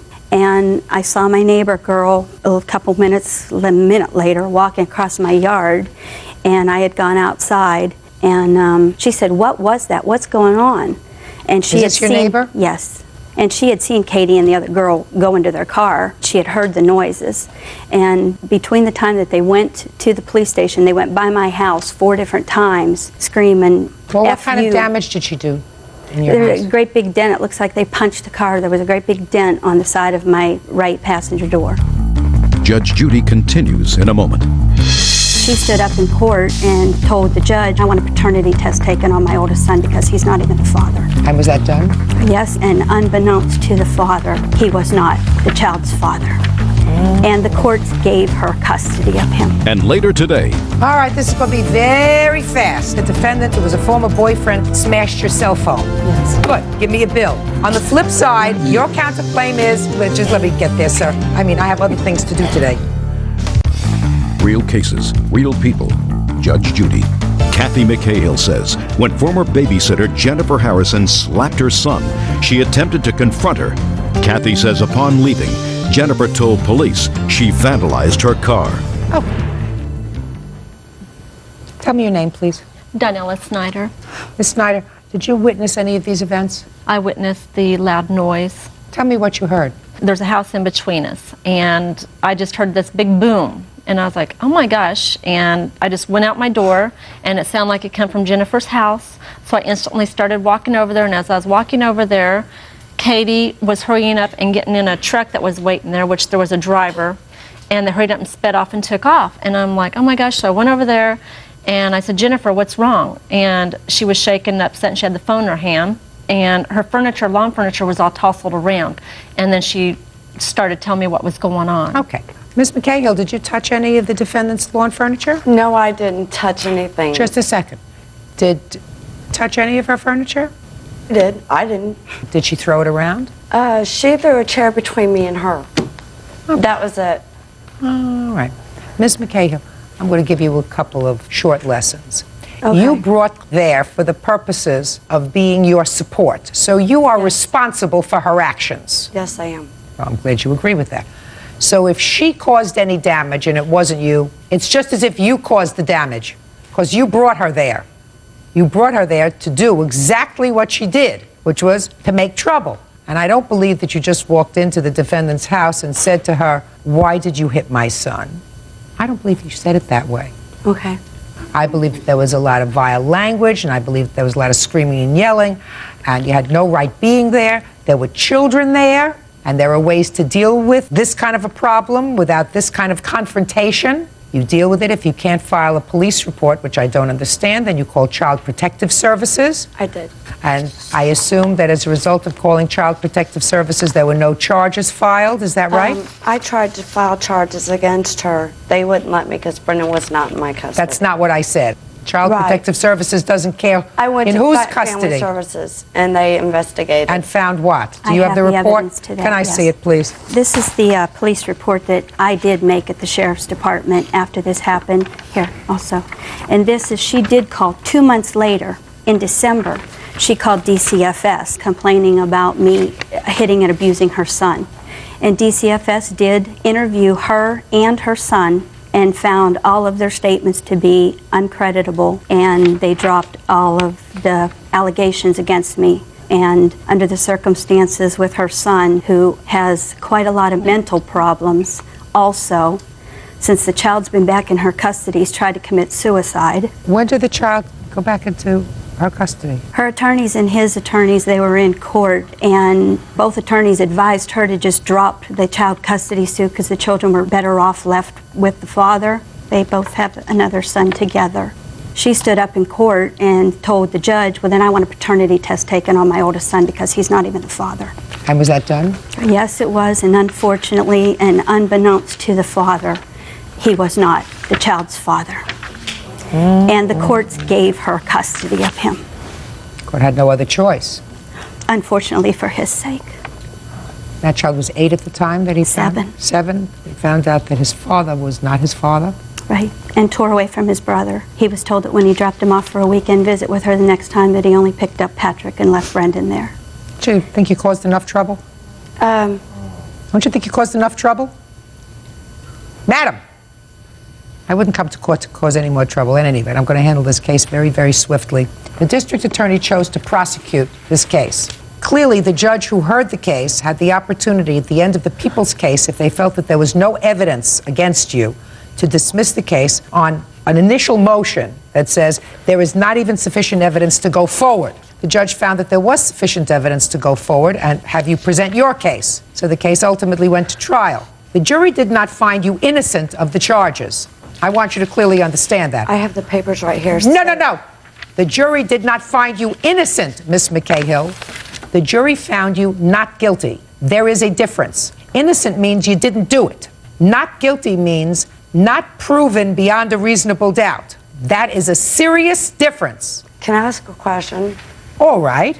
If I was to hit a dent in the van, don't you think it would have broke my hand? I have no idea. Maybe you used your foot. I did not. In any event, you trespassed on her property. You threw around her lawn furniture. You touched her property because either you or your friend did it. But since you brought your friend, you're both equally as culpable. So that she had an absolute right to pursue her legal remedy. I haven't gotten to her counterclaim yet. Judge Judy continues in a moment. And later today, This is a bill from May 25th of 2000. So this was the bill for these two shirts. Yeah. You keep these bills? Yeah, got to. Never know when this gonna happen. real cases, real people. Judge Judy. Kathy McCahill says when former babysitter Jennifer Harrison slapped her son, she attempted to confront her. Kathy says upon leaving, Jennifer told police she vandalized her car. Okay. You want to continue with this counterclaim? Yes, just for the damages done to my van. I'd like to see photographs of it. So you have no case, Ms. McCahill? I don't have photographs. The district attorney just asked me to get an estimate for the damages. Well, I can't do anything without photographs. I have to make a judgment based upon the photograph. Physical evidence, not just an estimate. I just Ms. have Harrison. the estimate and the repair bill that they repaired it. She denies that she hit your car. In order for me to make any judgments as to whether or not this car was dented under what circumstances, I have to be able to look at it. That requires a photograph. So I'm not entertaining your counterclaim, which you would not have filed anyway, but for the fact that she filed this claim, which is nonsense. And I certainly hope that you and your son are getting as much therapy as you can for all the damage that you did. And I would keep a low profile if I were you, Ms. McCahill. Don't file any more frivolous lawsuits. Your case is dismissed. That's all. Parties are excused. You may step out. I just wish she would just leave me alone. I'm not going to have any contact with this person. Stay away from me. She had no business ever being around me. I have no wish to have any contact with this person. I just feel terrible for what the boy is going through. Brendan is doing really well. He's an honor roll student. Really glad that the judge did take him out of the courtroom because I didn't want to have to say what I had to say in front of him. And now the next case. All parties in the matter of Vaughn versus Jackson. Step forward, please. Cosmetology student Tanya Vaughn is suing her ex-boyfriend, Cook Carver Jackson, for breaking her cell phone during an argument. Carver is countersuing, claiming Tanya threw his laundry in the dumpster. All right, this is going to be very fast. Ms. Vaughn, according to your complaint, the defendant, who was a former boyfriend of yours, got into a snit about something, which I'm totally disinterested in, and smashed your cell phone. Yes. Now, Mr. Jackson, you acknowledge that you smashed her cell phone. Yeah, The only question is how much it costs to fix it or to get a new one. Is that right? right. Good. Give me a bill. This is the bill for the cell phone, how much the cell phone costs. Well, you can buy a cell phone for any amount. What kind did you have, madam? I had a Samsung, And how much did you pay for it? $179. Is that what you bought to replace the one he smashed? I bought a whole new phone. But is that what you paid, $179? No, What did you pay? I paid $69. Got a better deal. Yes. Good. So he's got to give you $69, right? Not $250 that you're suing for. $69. That's what you get for the new cell phone. That's what you have to pay for your temper. Now, on the flip side, you have a counterclaim.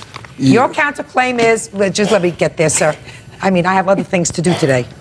On the flip side, it's your claim that you brought your laundry over to the plaintiff's house. You washed your laundry over there. Then you got into another argument with her. Police were called. You were escorted out of the house.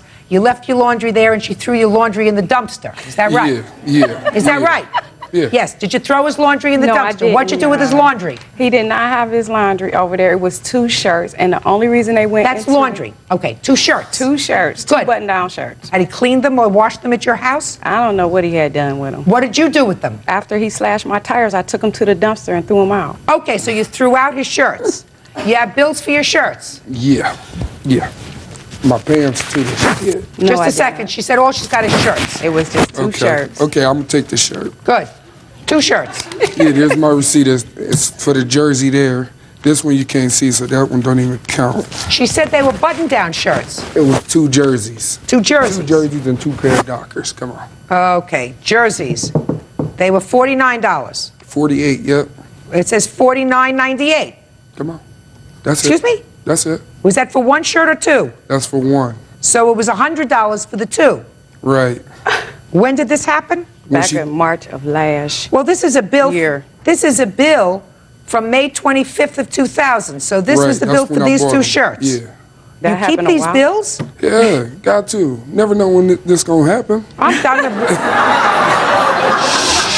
I'm really impressed.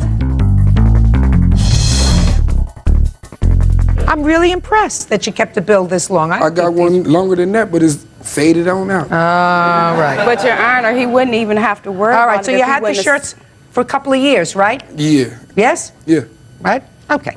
So they lost a little bit of their value in it for a No, couple of years. because I only wear them every blue moon. So they were still like new. Really? Yeah. Okay. Then I'm going to give you the full cost of your shirts, $98. She gets $69, you get $98. The difference is $29. So you know what happens in this case? You get nothing, you get $29. Goodbye, go have a happy life. All these are excused, you may step out.